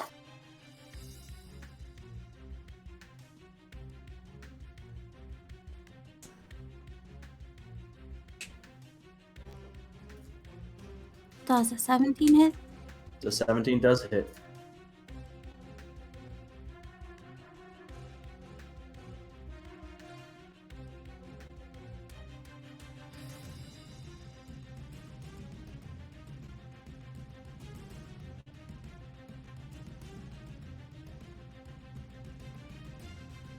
So it's 10 from the bite. Okay. And I rolled a 17 and a 16, and they're plus. Both hit. Okay, so it should both hit. Yeah.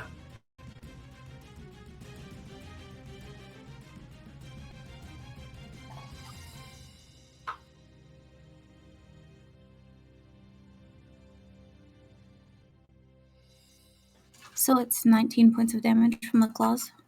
Yeah. So from the claws, Era, Elefon, you notice the body of this individual locked in your jaws. Era goes limp.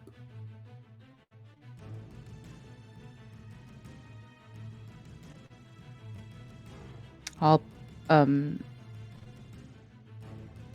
guess just drop the body. Okay. The bloody, clawed up, bitten up body falls to the ground in front of you, Elefon. Bleeding out, still conscious for the time being, but obviously, let me see, fails on one of the poison saves, succeeds on the other, but currently unconscious. And then I will use my movement to start to go after people. Okay, which way are you headed? The way that makes the most sense, which would be down and around the one tree that's closest to the camera. Okay. That's 40 feet right there. You get, well, you was trying to stay outside of 5 feet of the wall, yeah? Yeah. Okay. So that's where you get right now. You can't see the individual that brought the wall into existence right now. But yeah, and since you used your action to multi-attack, you can't teleport. But you're in position. Alright. Next up, Durand. You're back. Hey, I'm back. Got this wall of fire directly behind you. You can feel the heat on the back of your neck. You've I got go through this. it. You're just gonna turn around and run right through it? I'm a very resilient man. I believe you. But not without using Expeditious Retreat. Means bye-bye, Okay. aura. So you bye-bye aura, indeed. Yeah. So I need you to make a dexterity saving throw. Ooh. Wait, it's winnable? Tabletop. This might be winnable.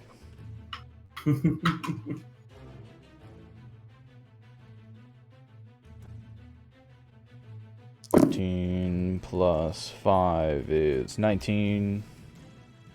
Yep. So shield up, head down. You make your way through the wall of fire. Immediately, you see to your right the one of the clerics, and you can see off in the distance, maybe about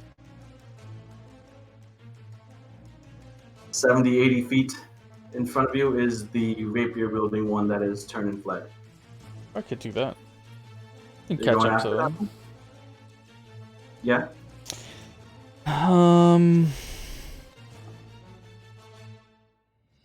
Yeah, I hadn't originally intended to freaking like interrogate him after. I didn't expect to make it up. Yeah, I'll focus on him. Okay. So doing that one, you head off, chasing down. You catch up, and you can see he's in a bad way. Indeed, like you run past, he actually dropped his rapier on the way, and he sees you as you like just zoom out and just cut him off in front of him. Who are you? What are you? You must have heard of us, I'm sure. What are you doing? I guess that would be your bonus action. Yeah, that'd be bonus action. Oh, that's action to cast a spell, bonus action to no, just cut them off. Bonus action. Yeah, I can't do anything. That's it. I Yeah. just say that, I guess. I can't do anything else. Okay. Era, it is your turn. No. You've got the one guy that is currently wrapped up by the snake, and you have the unconscious one to your other side that you had just dropped.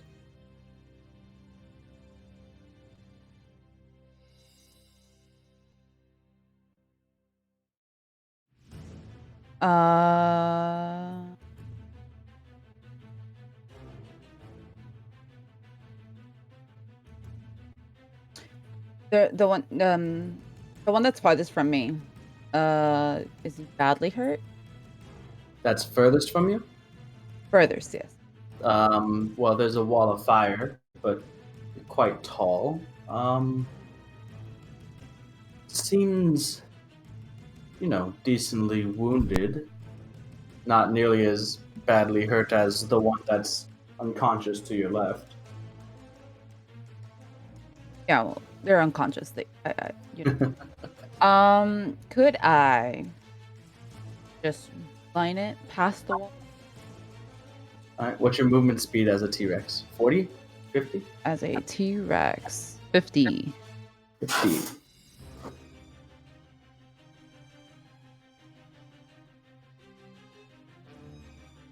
You could get there.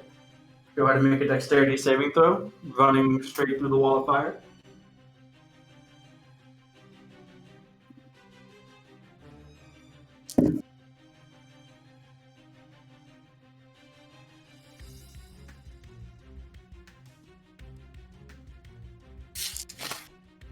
Uh, 14.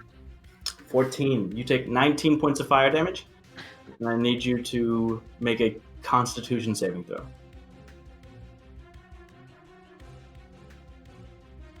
Should be fine. You're a T-Rex.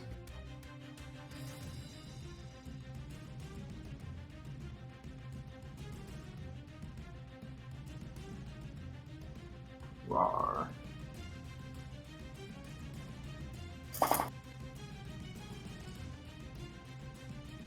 Seven? 7. You run straight through, stomping, roaring, angry T-Rex. Emerge on the other side as Era. Gov. Kind of confused, hands up in sort of a dinosaur claw-like thing, looking to the one that's right there. You still have your action. Oh, lovely. Okay. Yeah, I was just polymorphing. No, wait, hold on. What? Actually, unless...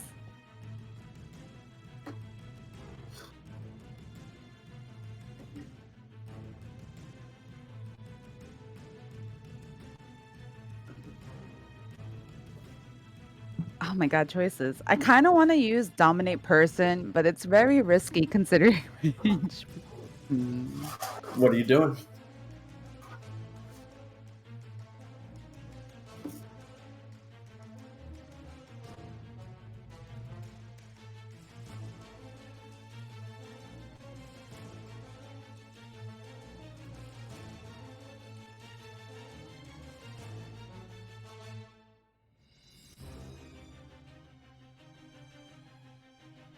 Okay, I'm gonna try it. I'm just gonna try to use dominate person. Okay, what saving throw is that? What kind of saving throw? And what is your spell save DC?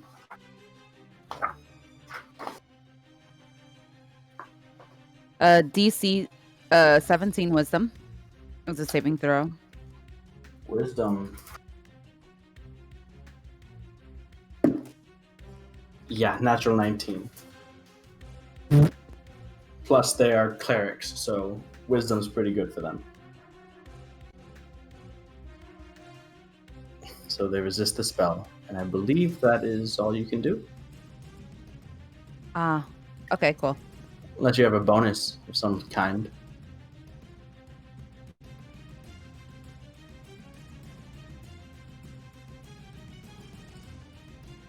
Now we move on to the mace-wielding individual who is going to... You said it was 16, Netadion, to escape? Yes. He does not. That's his action to attempt it, but he is going to move his spiritual weapon over to Valjean, attempt an attack there, which does hit. So Valjean takes a whopping 10 points of damage.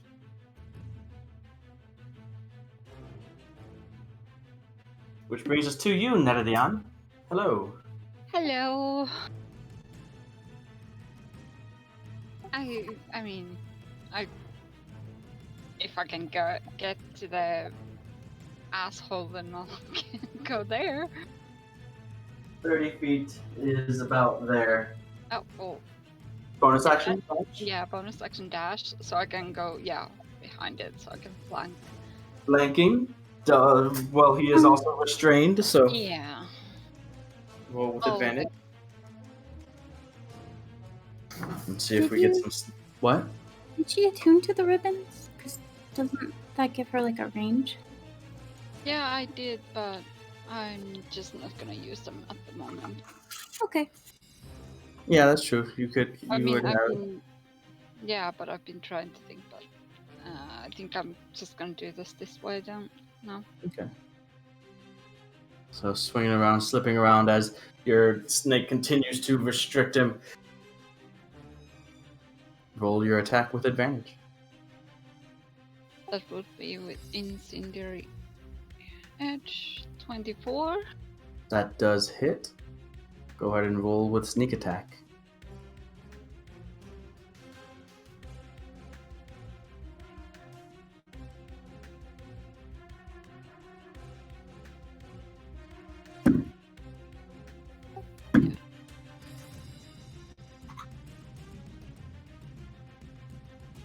So many d6s. Yeah, and I was looking at the Incendiary Edge things, but I already used Immolation, so I would have to...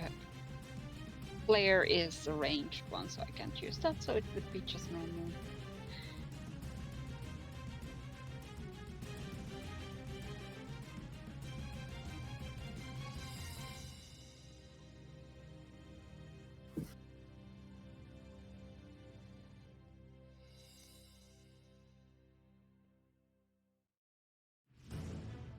Wendy.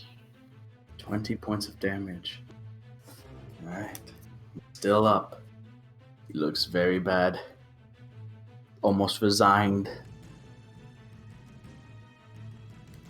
Yeah, that's my stuff. Yep. Next up is the snake. The snake.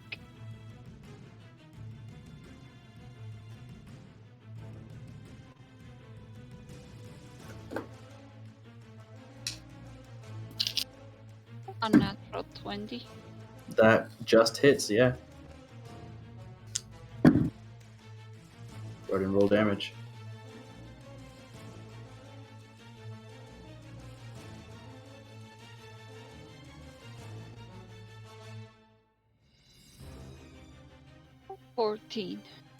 Just enough. The snake squeezes him after you stab him. He gasps out, losing his breath, and the snake squeezes to the point where he can't recatch his breath. And after the next few moments, you can see him beginning to turn pink and then purple, and then the eyes roll back and he goes unconscious as he is squeezed unconscious by the snake.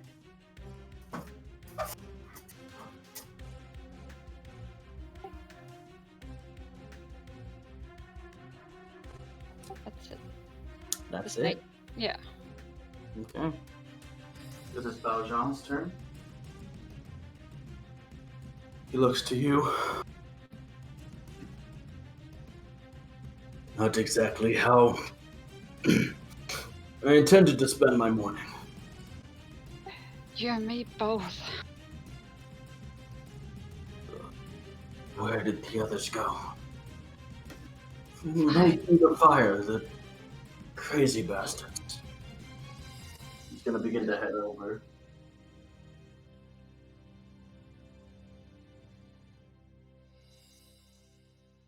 And run around the fire, and now he is sort of keeping the one remaining one between you and between Era and himself.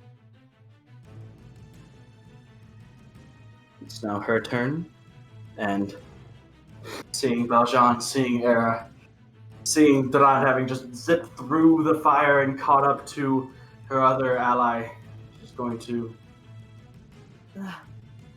Don't kill me, please.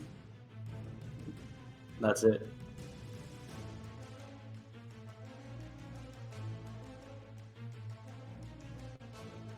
So.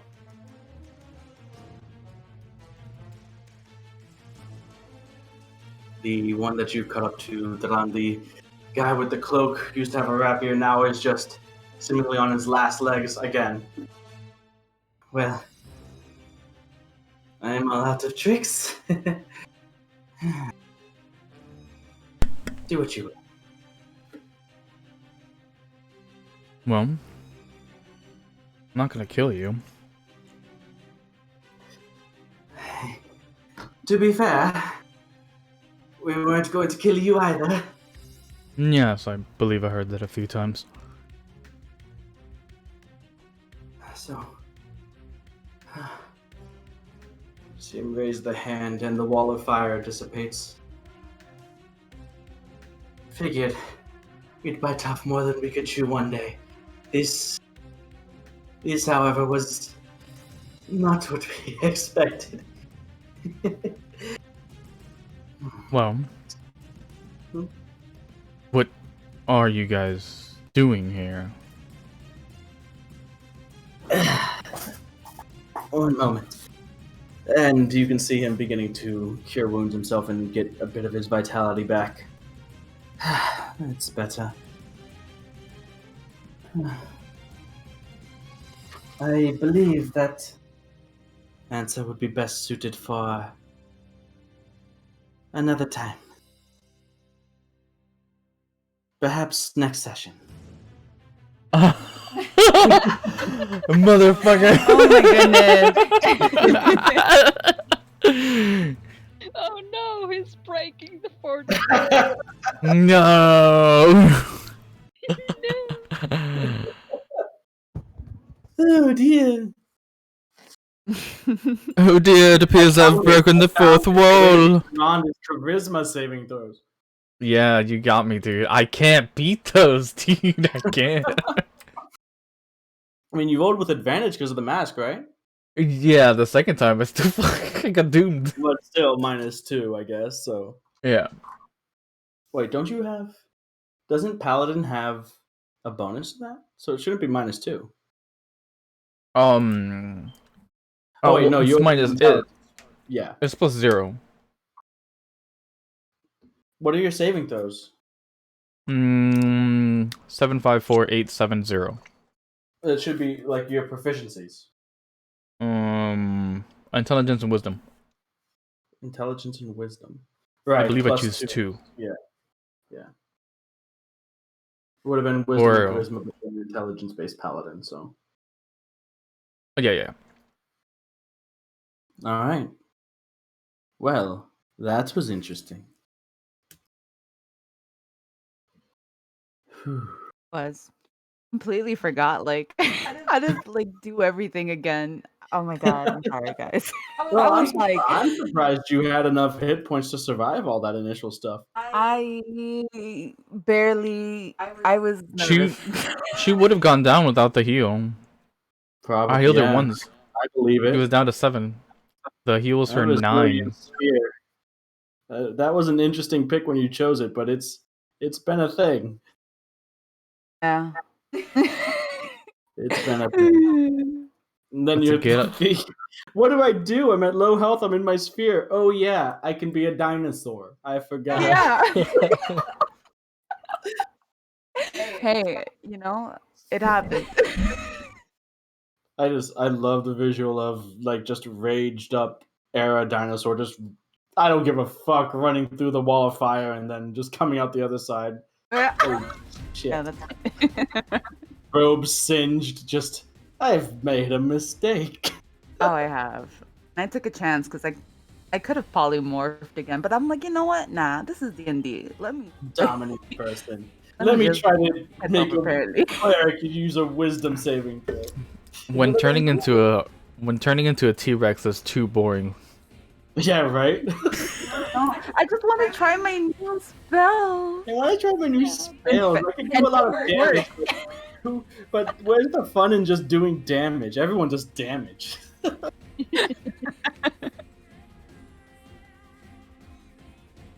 Yeah, so can my snake start eating the guy?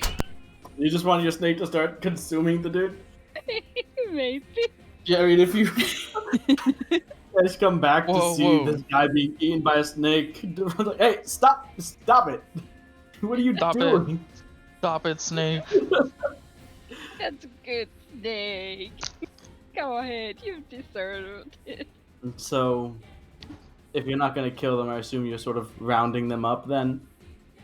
No, fuck. That one guy needs to die. Oh my god, no, I'm He rounding them needs up. to die. I'm rounding him up. Rounding him up. You're That's what I trying to say. stop the snake. Trying to stop the snake, yes.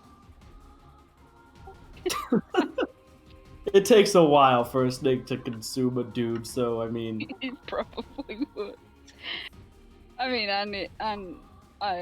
mean, he's wearing what, plate armor or what? it looked like plate armor, so definitely it would be a bit of a task for your snake. Your armband now weighs 80 pounds.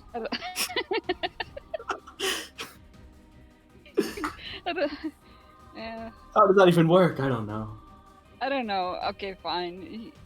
It won't try to eat him, but he's still gonna be restraining him. So you guys gonna allow them to like bring their other people back to consciousness? Like, why couldn't her armband just, because it's a guy wearing plate armor, her armband just goes all the way down her arm. He's not gonna be eaten by the fake snake. Well, even if he eats a boot. Just eat the boat. Yeah, it's another bag of holding. Why not? True. The snake of holding. The snake of holding. I was gonna restrain everybody and then figure out whatever the hell their thing is. Gonna keep restraining Alright, the true. one guy. Snake's got that one guy, and I got everybody it's not else, gonna I eat guess. it, but it's just So- restraining it. Okay, so you want everyone to be alive? Yeah. Yeah, now. I mean, Okay. For now, So you're exactly. going to let them bring the people that are unconscious back before they die. oh, that's what you're asking Oh. me. Yeah, I guess I could let them do that. Okay. Well, one of them comes back on their own to see all this. The female, and the other one they take out. Everyone make a perception check as you guys are kind of getting everything back. The smell of the scorched earth is now permeating the air as you guys are still a couple hours away from sunrise.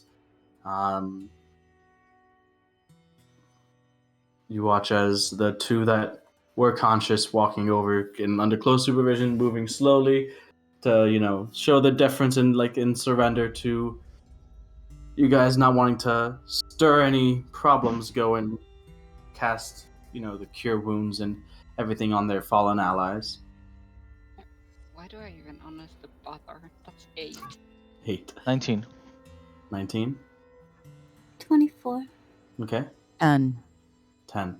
All right. So, Era, you probably wouldn't know anyway. Netadion, you're just kind of really trying not to. You're just focused on this asshole right here, like thinking of all the wishing that you still had Phantasm.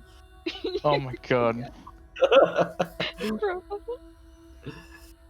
Drand and Elevorn, you two do notice as these people go around and heal their allies, they bring out their holy symbols and they are identical to the one that you had seen Bask have once upon a time. Oh shit. And that's where we'll pick up next week. They're fucking gonna die. Whoa, whoa. They're Yes. Basque homies. No, he has no they're homies. not. You not remember the children, those son of a bitches. Yeah. They're not his homies. I know, my god. It was a yoke. They're not really homies. But one of them banished you. One Yeah. just growling as a squirrel. Only temporary. Snake now. You could never Rabbit truly be banished squirrel around. noises. Can my snake now eat this asshole? With that new information that Neri has not noticed because she's so angry, she would like to kill everyone. Do you want to kill? Oh, we can make that decision next week.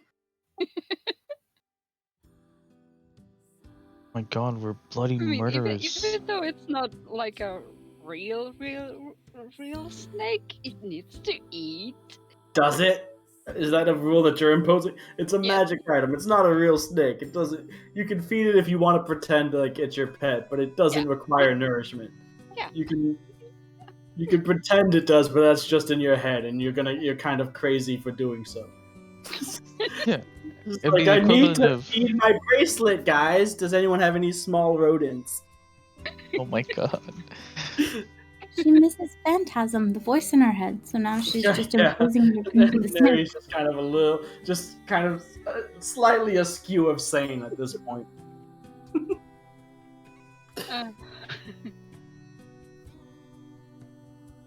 Oh. Yeah. Not sure if he probably told you at some point, but Ember is where Bask is from. Oh shit, yeah. Oh my god. I knew this. I knew it sounded familiar, but I didn't know why. Yeah. You guys would have asked. We asking stuff? Asking things about the world? I would never.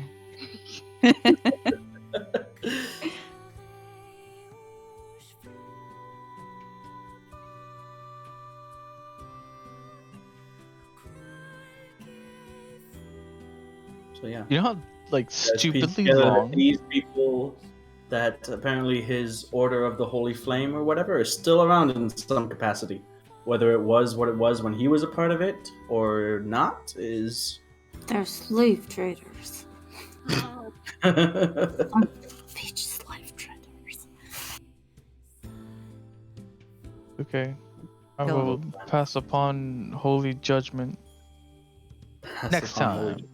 Yeah, passing it. You're pulling a Bask. A guy sacrifice you in the name of Bahamut.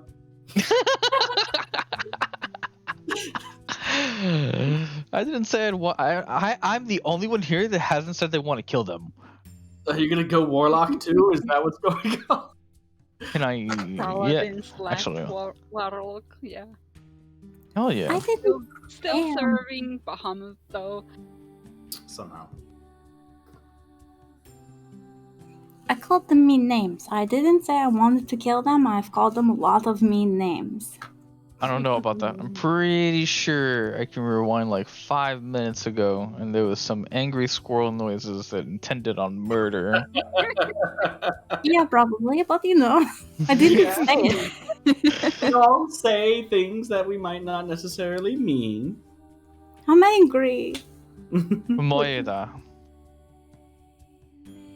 Just a tiny bit angry. And when Elaborn is angry, you don't want to be near.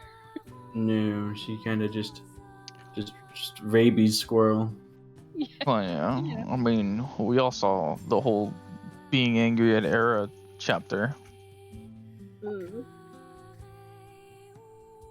Everybody's been angry with everybody, pretty much. What? I've never been angry with anyone. I'm the chillest guy. Well, people have been angry with you, so. Yeah, well, I mean, I guess that balances everything out. I guess it makes it okay. Why aren't you contributing to the anger drama? I can't reflect my own character in Durand. Okay, I gotta keep my personal toxicity out of this, good boy. Like, we've had so many good anger feuds. Yeah. Do we want more anger feuds? Neri and Basque, that was a good one. They just hated each other for the longest time. Yeah. They'll do. Yeah, maybe. Who knows? Because Basque is in Ambivale doing all that stuff. Doing all that stuff, yeah. He's not around to tell Neredion how much he disapproves of her antics. Yeah. I'm pretty sure a lot of that resolved when he died, and then I told him that he died because he didn't seem like he knew that he had died. And then he was like in that bathhouse, really drunk and crying on the bed on the couch, and Nerd was there taking care of him. Yeah, he's just That was a really good one, actually. That was their reconciliation, kind of, except it didn't really, nothing more really stemmed from that. Well, no, they stopped. They stopped their epic feud after that. You know, like they like came to an understanding. You know. Yeah. So if there's anything we could take away from this, is that death and alcohol is the solution to all of our problems. No alcohol. My God, Daenerys solved everything. Yeah. I mean, Neri's death was also, an important, point in everyone. That was a big moment, huge. That was really the part where all the juicy drama started. Because you guys all opened up and was like, no, let's come together over our dead friend. Oh, true. Full backstory revealed. Full backstory 2 years later. It's like, no, I don't want to. It's like, so it could end at any time. I don't want to. I don't want to take anything. You guys, I love you guys. Oh my God. You're my best friends. Let me tell you about my best friend. Nah. Good night, people. Good night. Good night.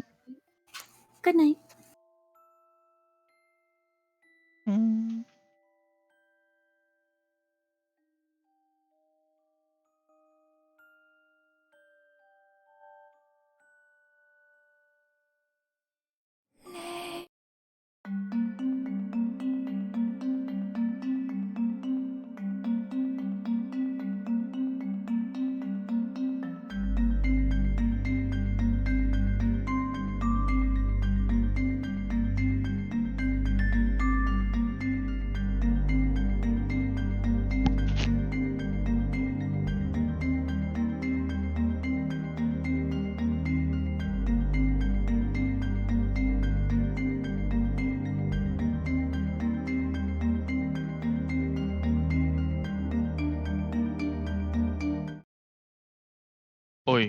Oi, vey.